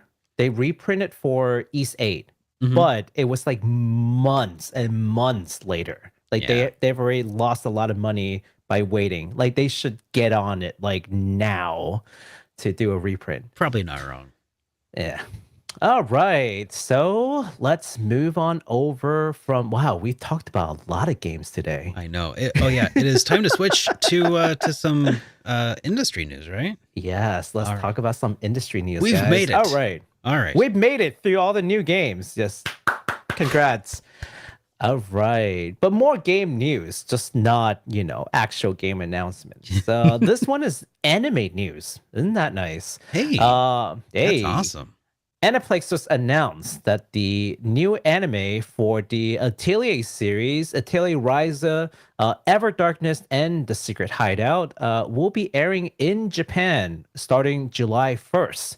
Now, no words currently about simulcast or which service, for that matter, that you would be able to stream this on, but I am pretty certain that we're going to get access to this. I'm pretty certain that we're going to get it. It's just a matter of where or when. I have a feeling it's going to be Crunchyroll because Crunchyroll is sharing news on this. Like, I have a feeling that they're just not announcing it officially yet, but that could be. That could be. We'll see. That's how they get extra discussions on shows like ours when they're like, oh, what's it going to be? Who's it going to be? Who knows? And then all of a sudden, and then they announce, oh, it is coming to Crunchyroll. Then they get to go into the news cycle again, Right. They're double and triple dipping. I've talked about this before. It's such a pain when companies try to piecemeal out these like little announcements and like, no, there. I don't think we're gonna talk about it again. I don't think I will. But it looks really good. I saw the trailer. We're not going to show the trailer for obvious reasons, but I saw the trailer. It looks really good. I'll link the trailer in the description below. But yeah, like Ryza apparently it's fastly becoming one of like people's favorite LTA game ever due to its like, you know, new and more dynamic battle system as opposed to like a pure turn-based one. People just really enjoyed Ryza as an RPG. Yeah. So I can't wait to actually get started on this series. But I've said that about a lot of things. Yeah, so definitely check it out. We'll see what happens. All right. So next up, got a little bit of a thing here. PlayStation Showcase is going to be broadcasting live on the 24th of May, which is just 3 days away from right now, you know, a couple days away, at 1 p.m. Pacific time. We can expect a wealth of new games and new IPs that are headed toward PS5 and PSVR 2. You can watch the stuff live using the link that we'll have in the description down below. But Baku, anything you're particularly excited or hopeful that we'll see? Besides Legend of Dragoon 2, of course. You know, Breath of Fire 7, maybe. Yeah. You know, as you will. Of course. I think Capcom is definitely going to bring it with. It is about time that they unveiled the new Breath of Fire collection, I think. Yeah, absolutely. Parasite Eve remake from Square Enix, of course. Yep. Of course. Of course. What? Maybe a new Dot Hack game. I don't know. Oh yeah, yeah. Anything goes. Time to roll out the new Dot Hack game. That's right. You know, we've been waiting. It is time. And while we're at it, how about Rogue Galaxy 2? You know? Oh yeah, definitely that. I mean, definitely Level 5 has always been, you know, working in tandem with Sony, and they did Dark Cloud 1 and 2 on PS2. Dark Cloud 3 eventually became Rogue Galaxy. So let's see Rogue Galaxy 2. Let's go. Oh, I got one. A new Suikoden game that's not going to be action. It's going to be turn-based. Oh, yeah. Okay, yeah. and not a gacha game. Okay, sure. Not gacha. No gacha. Yeah. Okay. No NFTs. Let's do it. Not a what is it? Not a pinball game. Not action. Turn-based with good graphics from Konami. God, okay, you're really stretching imagination at this point. Hey, you know what? For the chat, why don't you guys tell us what you want to see? No, I'm not asking for reality. Just tell me what you want to see. Put up your wish list, guys. Give me your wildest guess on what we can see in this Sony showcase, and prepare to be very disappointed. Let's go. Someone said Grand Blue Fantasy, and you know what? That's that possible. Could be. Yeah, Grand Blue Fantasy. That had been in the works since what, like 2017. 2016 probably. They're always just a little bit closer. I mean, they said they're going to release it this year. Oh yeah. That is what they said. Penny Blood. Yeah. Penny Blood and the new the new Wild Penny Arms Blood. one, Armed Fantasia. Lunar 3. I want to see Lunar 3. Yes. Oh man. Threaten me with a good time. Let us know in the comment. We want to see it. All right. Next up, this is a great news for fans of Sonic, and also great news for people who like symphonic music. Sega announced that the Sonic Symphony World Tour 2024 concert series will begin on September 16th at the Barbican Hall in London, UK. And run into 2024. So it's going to start at September in London. And the next stop will be the Dolby Theater in Los Angeles, California, in the States, on September 30th, and they're going to release more tour dates and venue as that information becomes available on their official site, which we will link in the description below. So, man, if you're a Sonic fan and you're like a band geek at the same time, which, you know what, something tells you the Venn diagram. I'm guessing it's very close to a circle. It's close to a sphere. Yeah, dude. So I've been going to the Final Fantasy concert series called Distant World, and I've talked about it before, and absolutely love it. This summer there's a Ghibli Studio concert series that's going to happen. Also, one that's actually near DC, so I'm going to that one. I love these kind of concerts. So if you're like me and you like listening to symphony musics, but also like games that you love, this could be a good one for you if you're a Sonic fan. So yeah, we'll leave the link in the description so you can check out the updates. Alrighty. Yes. So now it's time for us to talk a little bit of merch. We got a couple things here left before we dive into some of the super chats that have been rolling in. And I saw so many popping out of the corner of my eye. I know. Yeah. We have, to start with, some official news about the Tears of the Kingdom strategy guide that is currently available now for pre-order. Yes. These official guides will come in a hardcover and collector's editions. I'm sorry, come in. Oh no, sorry, it's paperback standard. Paperback standard, okay. Yes, and hardcover collector's editions. Yeah. As they do. Both editions of the game are currently on sale for up to 40% off at Amazon if you pre-order before the 16th of June, though. Mm-hmm. So if that's something that you're wanting, make sure you snatch it up soon. Yeah, we'll be leaving a link in the description as well. Non-affiliate link. We don't make money off this. Yeah, I was gonna say it's easier. I put an affiliate link there. I mean, if you want to do it, go for it. Yeah, I did. No, if you want to do it, go for it. I'm not saying you shouldn't do it, but it's like, but yeah, shoot, I'll do it. Yeah, let's go. Let's support the show. You're gonna buy one anyways, right? You should have done it earlier because I actually bought one. Did you? For my friend. Well, remember I told you I have a friend who, and she's not even watching this right now. So this is a surprise birthday gift for her. Some friend. It's a surprise birthday gift for her, but she never watches the show, so it doesn't matter because I'm gonna be like, yeah, I totally told the internet that I'm gonna do this, and you totally didn't catch it. That's hilarious. That's what you get for not watching HitPoint. But yeah, no, I pre-ordered the collector's edition. It's like $26. Like, I think it's worth it. She likes books and she likes Zelda, so I'm like, sweet, here you go, hardcover guide, boom. That's awesome. Yeah. And speaking of Zelda, though, we've got another merch that I find particularly interesting. So Dbrand is selling a plagiarized, their words, Zelda Switch decal called the Clone of the Kingdom.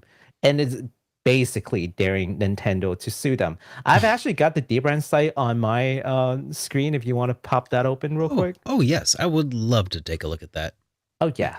So here you go. There we go. Up. Yeah. So here you go. Can you see that? I can. This looks almost identical. It looks beautiful. Nicely It looks done. amazing. It looks almost identical to the limited edition Zelda Switch, which I also found was really nice. And I think it was Linus. Linus actually got sponsored by Dbrand to check out the Nintendo Switch alongside with this. It was very cheeky, but they point out all the differences and all that. And boy, I'm just curious. Like, is this plagiarism? Is this gone too far? Like, or not far enough? I'm so curious as to what people think about this. But yeah, you can definitely buy this today. Like, I would buy that with a clear conscience. Conscience. Yeah. Yes. A clear conscience. Because I mean, I think I mentioned this in your tweet when you were asking about this. Like, what do you guys think about this? My thoughts are like, yeah, it might be a little like, a little bit shady. A little bit. I mean, or quite shady. But you know what else is shady? Like, the Switch is how many years old? 6 years old at this point? It's 6 years old at this point. How much longer Are they gonna, try to sell people new versions, new special editions of the Switch? Like anybody who's gonna buy this already has a perfectly functional Switch that they used to play Breath of the Wild, right? Like they're just selling more consoles. Like at this point, they're trying to double dip. They should have had a special Zelda edition and version of the Nintendo Switch, like near launch with Breath of the Wild. Like honestly, if at this point it feels a little, and well, see, that's the whole COVID thing. So that's like the only thing. Like, if I have to play devil's advocate, it's like that. There's a whole global supply chain issue. So okay, sure, but was like, yeah, but Breath of the Wild came out years before COVID. We can't even like. That's true. That's true. Yeah. So I don't feel bad about Nintendo losing out on a few bucks because people went with the cheaper option instead of buying yet another Nintendo Switch to add to their collection of Nintendo Switches, right? Like if for some reason you are buying your very first Nintendo Switch, sure, go for the real deal. But if you already have a perfectly functional Nintendo Switch and you just think that this one looks cool as heck, go for it. That's how I feel about it. Because I mean, sure, it might be like 20, 30, 40. I don't even know how much these cost, but it's going to be cheaper than buying a whole other Nintendo Switch that's going to end up in a landfill someday. Yeah, that's true. I have held the new, like the new official Switch in my hand. It is really nice. I will say that. But this Dbrand skin, according to Linus, anyways, the gold actually looks better than the official one. So take that as you will. And these Dbrand skin actually does offer scratch protection against your. They're actually made with like pretty good material. So you scratch the Dbrand skin, you just replace it. You scratch the official Nintendo Switch, and well, you're stuck with it. And you can remove these decals relatively easy because I've done that before with something else, and it doesn't damage your controller. So I think it's pretty cool. They had something that did damage the Switch, but they've since like switched like the material and whatnot, and it was like years ago. So they've already figured out like how to like not damage your console. Basically. I think I remember. Actually, I remember back in the day when these decals and stuff were first coming out, Dbrand was late to the party of providing aftermarket decals for the Switch because they spent extra time finding materials that would not damage Switches. And they put out PSAs about them because a lot of the standard stuff would cause permanent damage. But, AliExpress sellers don't really care or test that sort of thing. So I remember them getting a lot of like good PR as a result of putting out that kind of, heads up. Yeah. It's like $10 decal. Like, do I care about your Switch? No. Give me my $10. Yeah. But yeah, the new system does look and feel good in the hand. Oh, it's so pretty. I just don't know if it's worth buying a brand new one. But it's still available on Amazon the last time I looked at it. So there's that. Like, it's not selling out, which may actually points to the market's appetite, because the Pro controller sold out in minutes. The Link Amiibo sold out too after like a day or two. Like, these kind of things does tell us a little bit about the market's appetite. Yeah. The whole system, like, you would think that this thing would sell out, right? But it really hasn't. Last time I checked on Amazon, they're still selling it base price, not even a third-party seller. Something that I did want to bring up and I forgot about it. So we talked about this last time, but there are these limited edition faceplates for Final Fantasy 16 that's only available in Japan. The faceplate sold out really fast. I couldn't find it anywhere. But the controllers, for whatever reason, maybe because people don't want to buy an extra controller because they already have all the controllers that they ever want. Because they already had to buy two in order to get the console from Target or whatever. Right. That actually is still being the pre-order is still up, as in they still have like certain amount of like stock left, quota for the pre-order. Yeah. So you can still get it if that's something that you're interested in. Just reach out if anyone's interested in trying to get one and don't know how like proxy orders work. I can kind of walk you guys through how that works.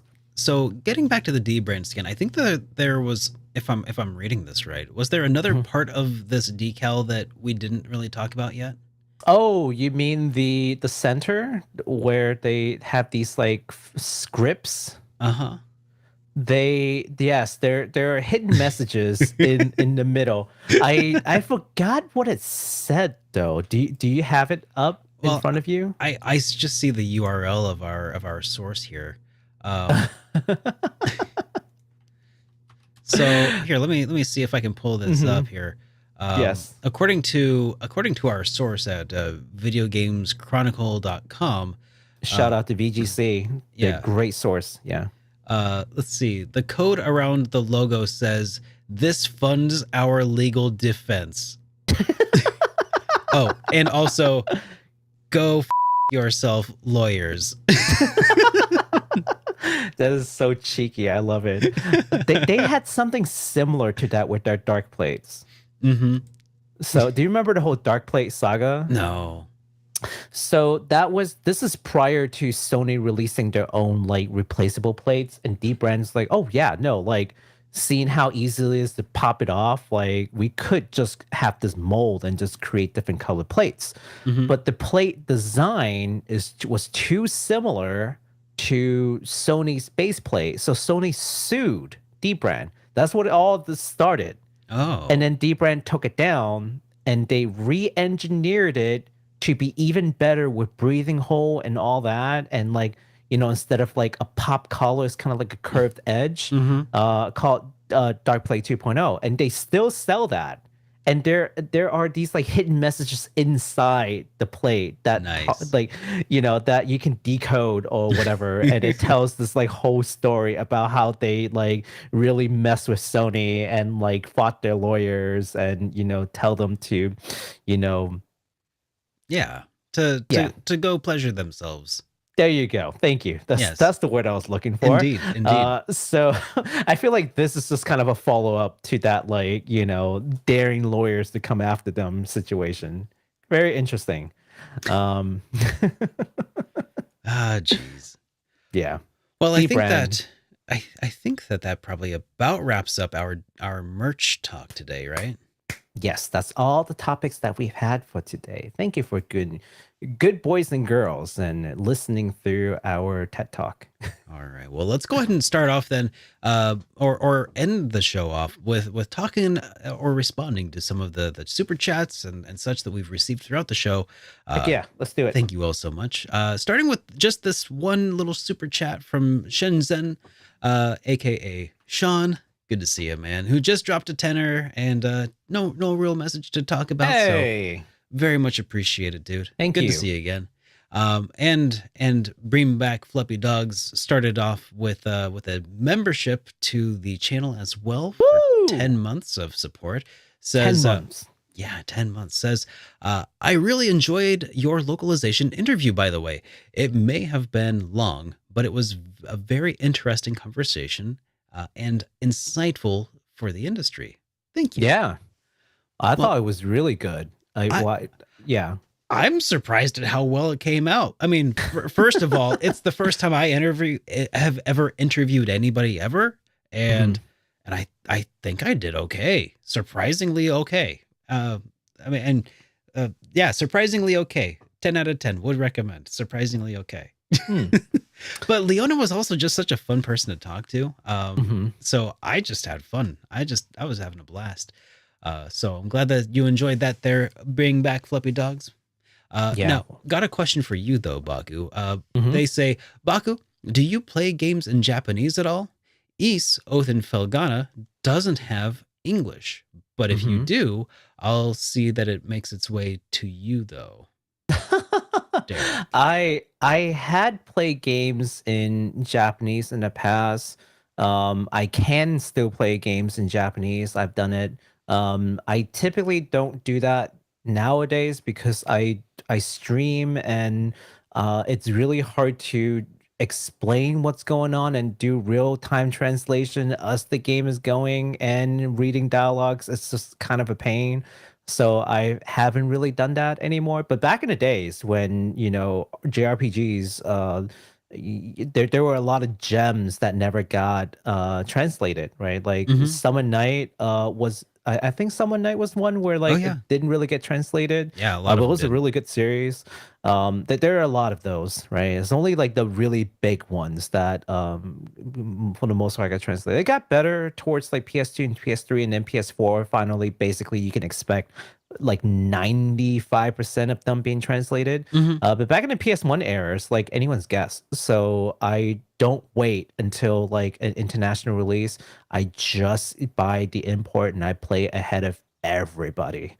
So there you go. That answers your question. But I mean, will I play it? Sure, dude. If you send me a game, I'll play it.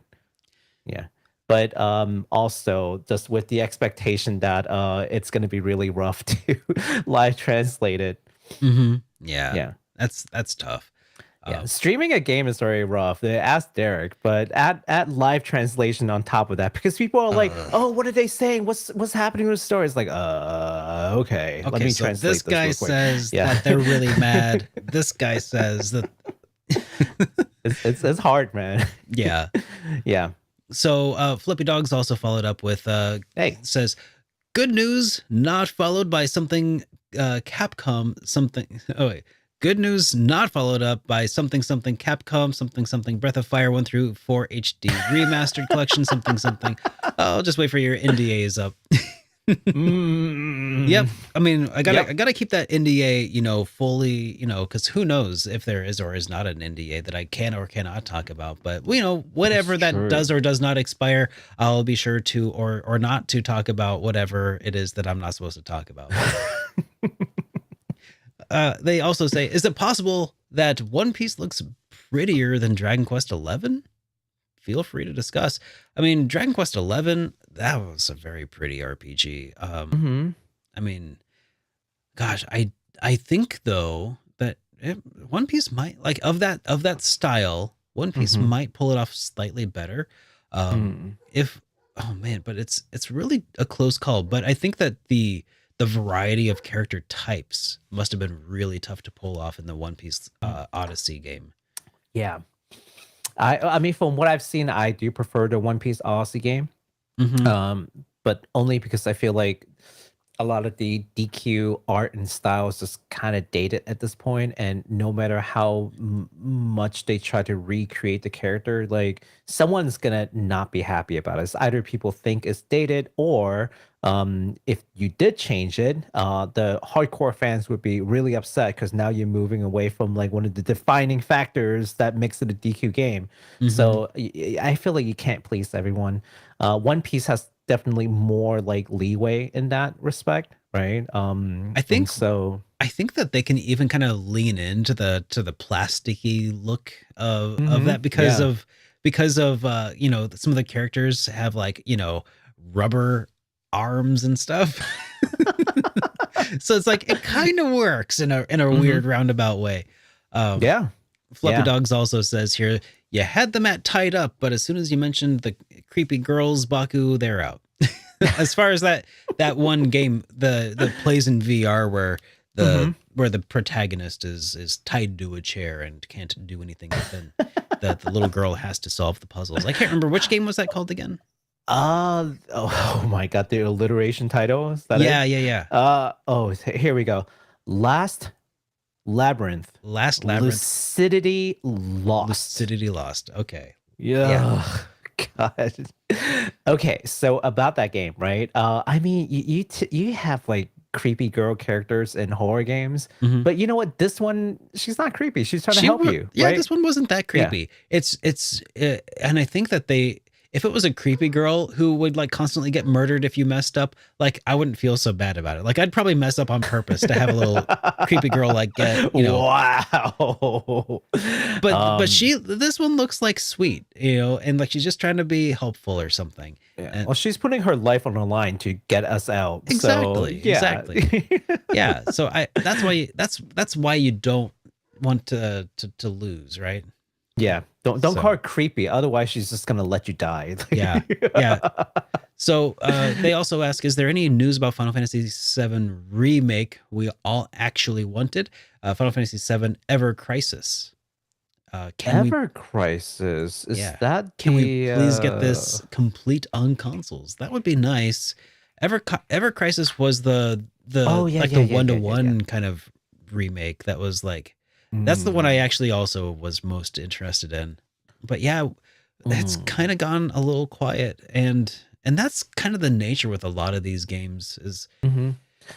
Well, it's gone quiet because the closed beta is slated to start this summer. So that's the latest that we've gotten. Now, of course, it being it's got loot boxes, so I don't want to really talk about it too Mhm. much until such time where they say, "Hey, this Yeah. game is available for purchase on console," perhaps, then I would feel better about talking about it. But just as soon as they said loot boxes, I said know. no to it. Yeah. But if you must know, the closed beta is starting in summer 2023. So there's that. Yeah. They also say, did either of you play Hero Must Die Again? I've heard that is quite a good game. Just Yes. pinging my trusty sources. And I've never played that one, actually. Mhm. Hero Must Die. Is that Hero? Hero? Oh, it's Hero Must Die Again. I think it's a follow-up to Hero Must Die. Let me take a look. Oh, okay. I know which game this is.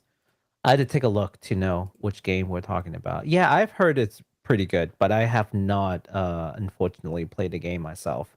Yeah. Must Nah, Die Again. that's right. They recently got a PS3, not the Mhm. fully backwards compatible version, but what are some Mhm. games that you would recommend that they get? JRPG? PS3? Yep, JRPGs, console exclusives, or just great versions of the game. So, PS3. Okay, now go ahead. PlayStation 3 had the release of what's the music one? Um, Music one. yeah, where you it, Res. so it started off on Xbox 360, and then Eternal Sonata. Eternal Oh, there Sonata, you go. I Mhm. think is one that I would say is probably worth grabbing on PS3 because I don't think that it's coming out. Or did they do a release of that? A re-release? It's hard to tell. There's so many games that get re-releases. Let me see. Well, while you look at that, I'd say Tales of Graces F. That's it, hands down, definitely must get for PS3, and I think that is the latest console we didn't get it in. One of my favorite Tales game, Tales of Graces F. So basically, Tales of Graces is already good, but then the F part basically adds like an extended story afterwards, and it's not even like a short extended story. It's quite long. It's like a quarter of the game long. Yeah. That gives you like an after story of what happened to the characters after, and then there's this new foe that you have to go up against. Of course, I won't spoil for anybody, but it's good. Yeah. And I'm looking at it right now on Amazon, and all over the place. It's like what, $20 you can get one used on Amazon. That's a really good price for a really good game. Granted, it's a little dated at this point, but I mean, you bought a PS3 knowing that you're gonna play Mhm. games that aren't necessarily like the greatest and the Or- baddest. Yeah, Yeah. yeah. I would But it's a also really good game. I would also mention 3D Dot Game Heroes. Mhm. I've heard really good things about it. I haven't yet played it myself because, of course, it's in my backlog, but it is also a PS3 exclusive. So, and it's kind of, that 3D style Zelda type of game where your like Mhm. sword takes up eventually the whole half the screen. It's pretty nuts. But yeah, I've heard a lot of people have had a lot of fun with that one. So Mhm. that's a few Man, I think that I would yeah. recommend. Resonance of Fate. I think that's a pretty good one. Mm. Resonance of Fate. I think that's a PS3 exclusive. But the Well, not PS3, exclusive. the PS3 was like an interesting era for JRPGs where things kind of got a little Yeah. rough, Yeah. you know. Mhm. But yeah, let's see.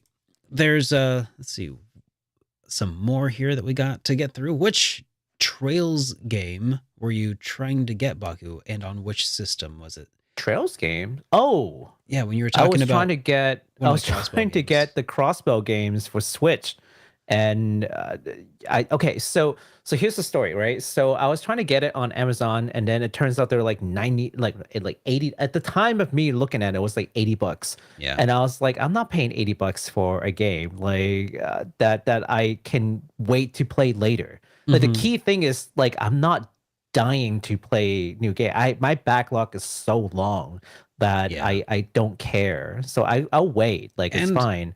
And Yeah. the PC versions are easily accessible And and yeah. perfectly playable. Like, I mean, Yeah. honestly, they're every bit as good as the Switch versions. So Yeah. yeah. Like it's just me being stubborn, wanting a physical copy, honestly. But I can wait for the reprint. I'm pretty sure they'll do a reprint. So the long story short is I went to Play Asia. I found the European version, and they're like functionally identical. There's no DLC, so I don't care, right? If Mhm. there's a DLC, then I need like make an account and do all this stuff, and I don't want to do it. But like, there's no DLC to the game, so it doesn't matter. They play just as well as the North American version, except they were regular base price. So I ordered that, and then Play Asia is like, yeah, sorry, we couldn't source Zero, but we have Yeah. Azure. And I was like, yeah, no, I want both of them together or none at all. So Yeah. I just said no to that. You got to be able to import your game saves from one to the other. That's for sure. Yeah. I'll wait until they do a reprint. It's not a big deal, but thank you for asking. Another question here. This one comes from Module Cell, who says, "What is your take on the efficacy of gamers to mod and or use cheats on single player games on PC? Is the thrill of conquering Elden Ring worth the time? As an adult gamer with little time, I have no problem using cheats." So that's from Okay. Module Cell. So personally, I think it really depends on the kind of game. Games like Elden Ring, like I don't think there's any problem with it, but I feel like a lot of the fun of the game is in mastery of the system and improvement of like yourself and your skills, right? Being able to beat the game is fun and like, and I think that in some cases, like that's, if that's just what you want to do is to experience the game a little bit, I think that by turning on certain cheats, that would probably diminish it somewhat. Like if you just went through with like God mode, you know, and like no one could hit you, it'd be kind of like, yeah, you've done it, but have you really done it? Like so for that kind of game, I would say personally, probably not so much.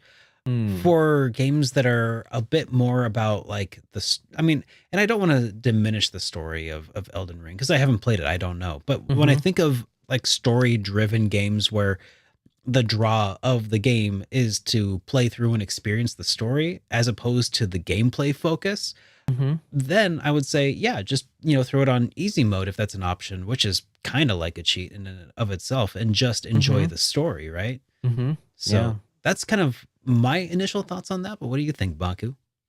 You know, so I have two thoughts. One is basically what you said about easy mode. Like, look, a lot of games nowadays, like I think developers get it. Like, the population of gamers is aging, right? We're like like Derek and I, we're like 90s kids, right? Like we grew up with the Super Nintendo and the PlayStation 1. Like we're among the earlier generation of gamers if you exclude like Pong or something. But like the really like the golden age of like gaming. Like I played the regular Nintendo when it was still new, right? Like the new games coming out. Back when it was just called the Nintendo. Yeah. Well, I played a family con. Yeah. Anyways. Yeah. But but now like Derek and I we're closing in 40, right? We don't really have a whole lot of time. We have well, not we, but like feel people our attacked. age, we have kids, maybe even grandkids, and work and all that. So I think developers get it. You're They're like, stressing me yeah, out, man.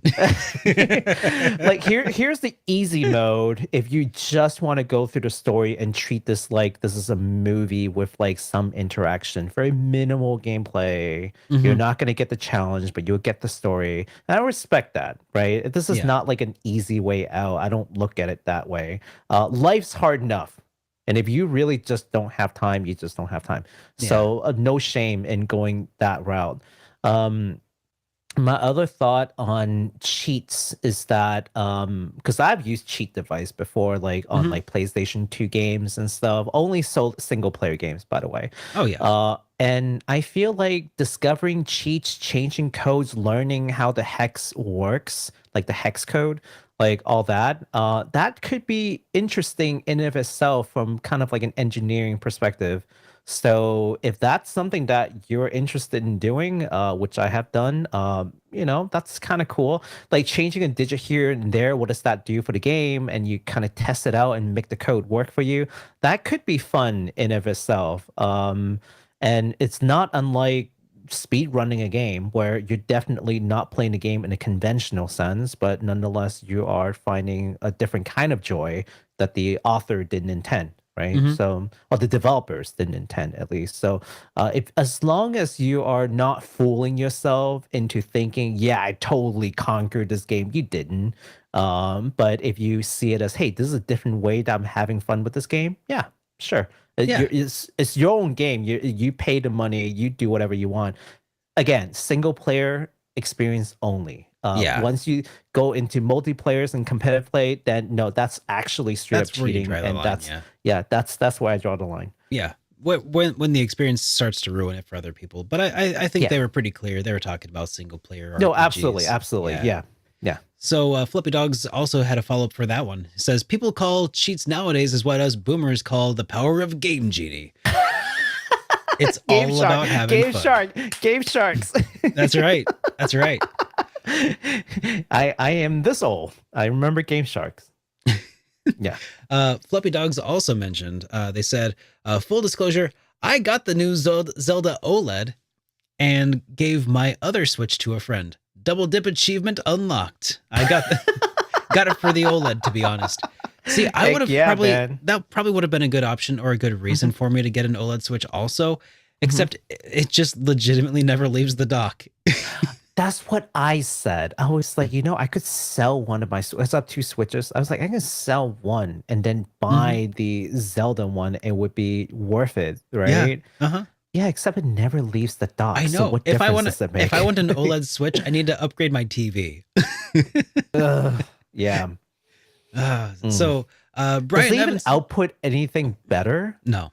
It is right? It's still 720. There is also one other revision. If you have a launch version of the Switch, it also has this slightly different like battery consumption due to a different chip that they replaced it. So like between the OLED, there was one other revision that did something with the battery and maybe improved a little bit. So if you have the launch version, there's also that other fringe benefit that they didn't even bother to advertise. But yeah.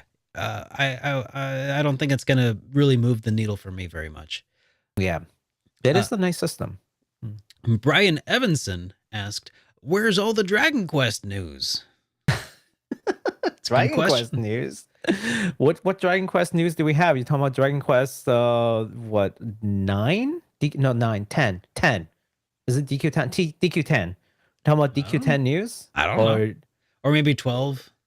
Or 3 with the HD2D. Yeah, I mean, there hasn't been anything. We've been waiting. So DQ10, I haven't heard anything since the last time we talked about it being localized or exported out to the rest of the world. Yeah. They did talk about having like a regular 1-player campaign that is like a separate thing. So basically, DQ10 is a MMO. But they released they released a version. Yeah. Right. The offline version, where you just play it like it's a single player game, which is kind of cool. But I have not heard about any Western releases, so that's why we're not really covering it, because we don't talk about stuff that we can't really get. So there's that.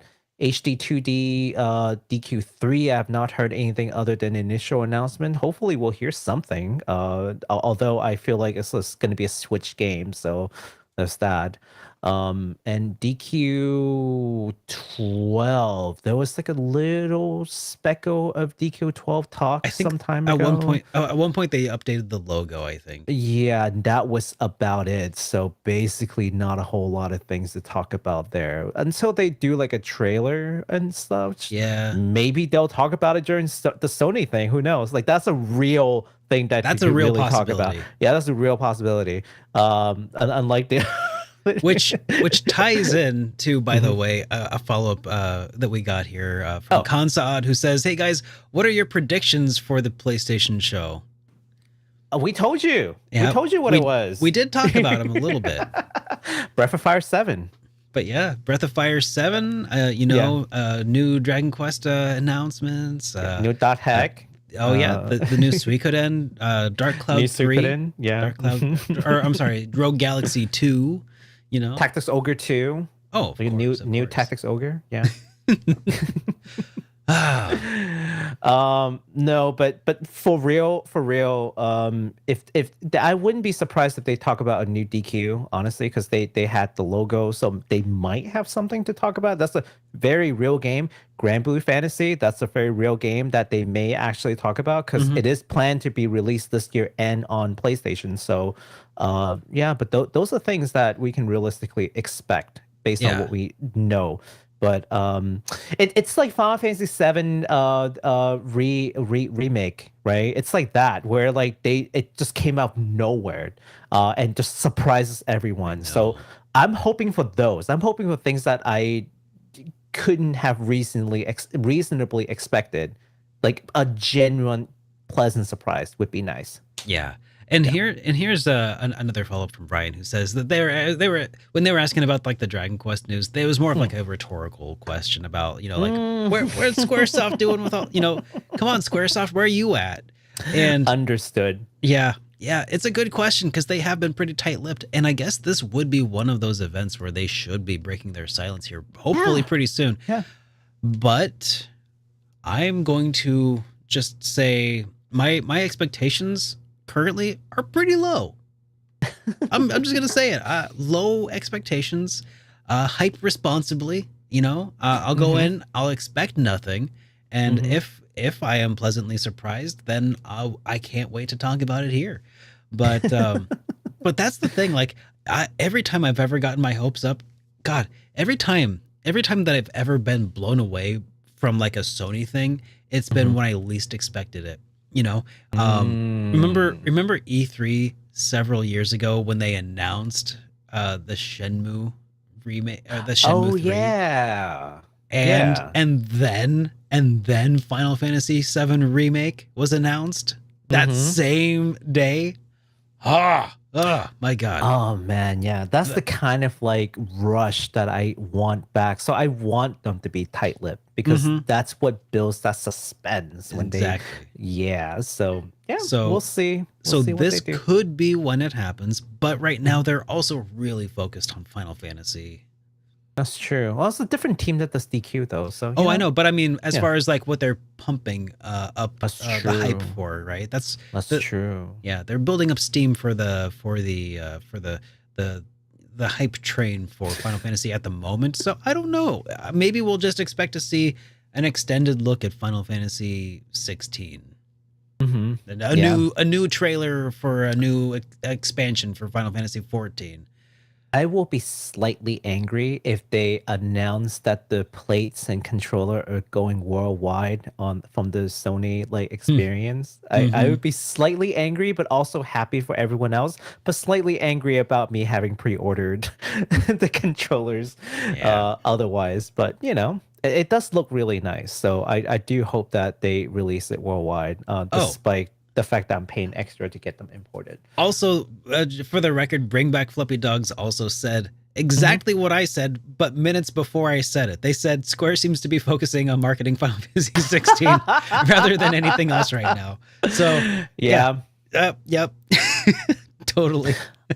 Okay, look, the thing is this, right? Final Fantasy, not Final Fantasy. Square Enix is a large publisher, as in like there are other publisher, but they're particularly huge, Yeah. and with different internal teams that deals with different projects. So if they do talk about DQ, I wouldn't be surprised, but it wouldn't be like the focal point. Like the focal point No. is going to be the I FF16 think- for sure. I think Yeah. that, you know, some news about Dragon Quest 3 HD remaster and Dragon Quest 12, that's going to be held back. You know what? Here's my real prediction. Mhm. Okay. Here's Dragon Quest 3. They're going to show that off probably here with the Sony thing, maybe a follow-up as a maybe it'll be revealed at a Hmm. as a Nintendo Switch thing too.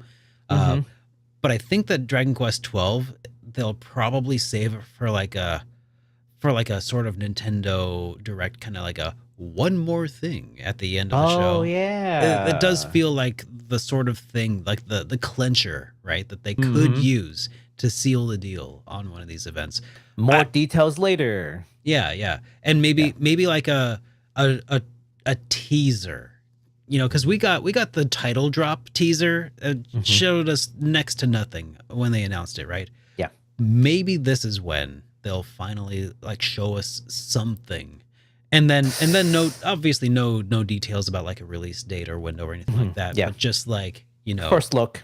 yeah, a very first like thing that's just sort of like shows you this is the key art, you know. Mhm. You know, here's the opening cinematic that doesn't have all the visual effects applied to it. That's Right. gonna have in 2-3 more years. See you in 5 years. Yeah. Okay. Fine. Dragon Quest If moves it- if a it's little bit faster than DQ, Final Fantasy. I mean, that's true, but everything is faster than Final Fantasy. That's true. The only game that's longer than Final Fantasy is Half-Life. I was gonna say Kingdom Hearts. Skyrim. Kingdom What's Hearts. the- Oh no, it's not Skyrim. Sorry, what's the game series from Skyrim? Skyrim's only one game. Oh, you're talking about the Elder Scrolls. Elder Scrolls. Yeah, like a new Elder Scrolls game might take a little longer. Yeah, because we have been playing the same one for over 10 years now at this point. Didn't they joke that they put Skyrim on like a Samsung like fridge? Like, Yeah. They Yeah. put Skyrim everywhere. It's such a solid meme. 10 out of 10. Yeah, I love these running jokes, man. All right. Well, Thank you so much for all the super chat, man. Those are really fun. Yeah, thank you all so much. Very much appreciated. Enjoyed hanging out with all of you. And if you enjoyed today's episode, please be sure to give it a thumbs up or a like on whatever platform you are enjoying it on, whether that be through here on YouTube or through one of the various podcasting platforms that we broadcast on as well. Broadcast, is that a thing? I don't think that's that we podcast on. Yes, we podcast on. Whether that be through Apple or Spotify or wherever, it really does help. But until next week, I think this is where we do have to leave you all. So I hope you all have a good rest of your evening. Baku, any final thoughts that you would like to leave with the people? Please hype responsibly for the Sony show, and we'll see what happens. Yeah. Until next time. See you on the other side.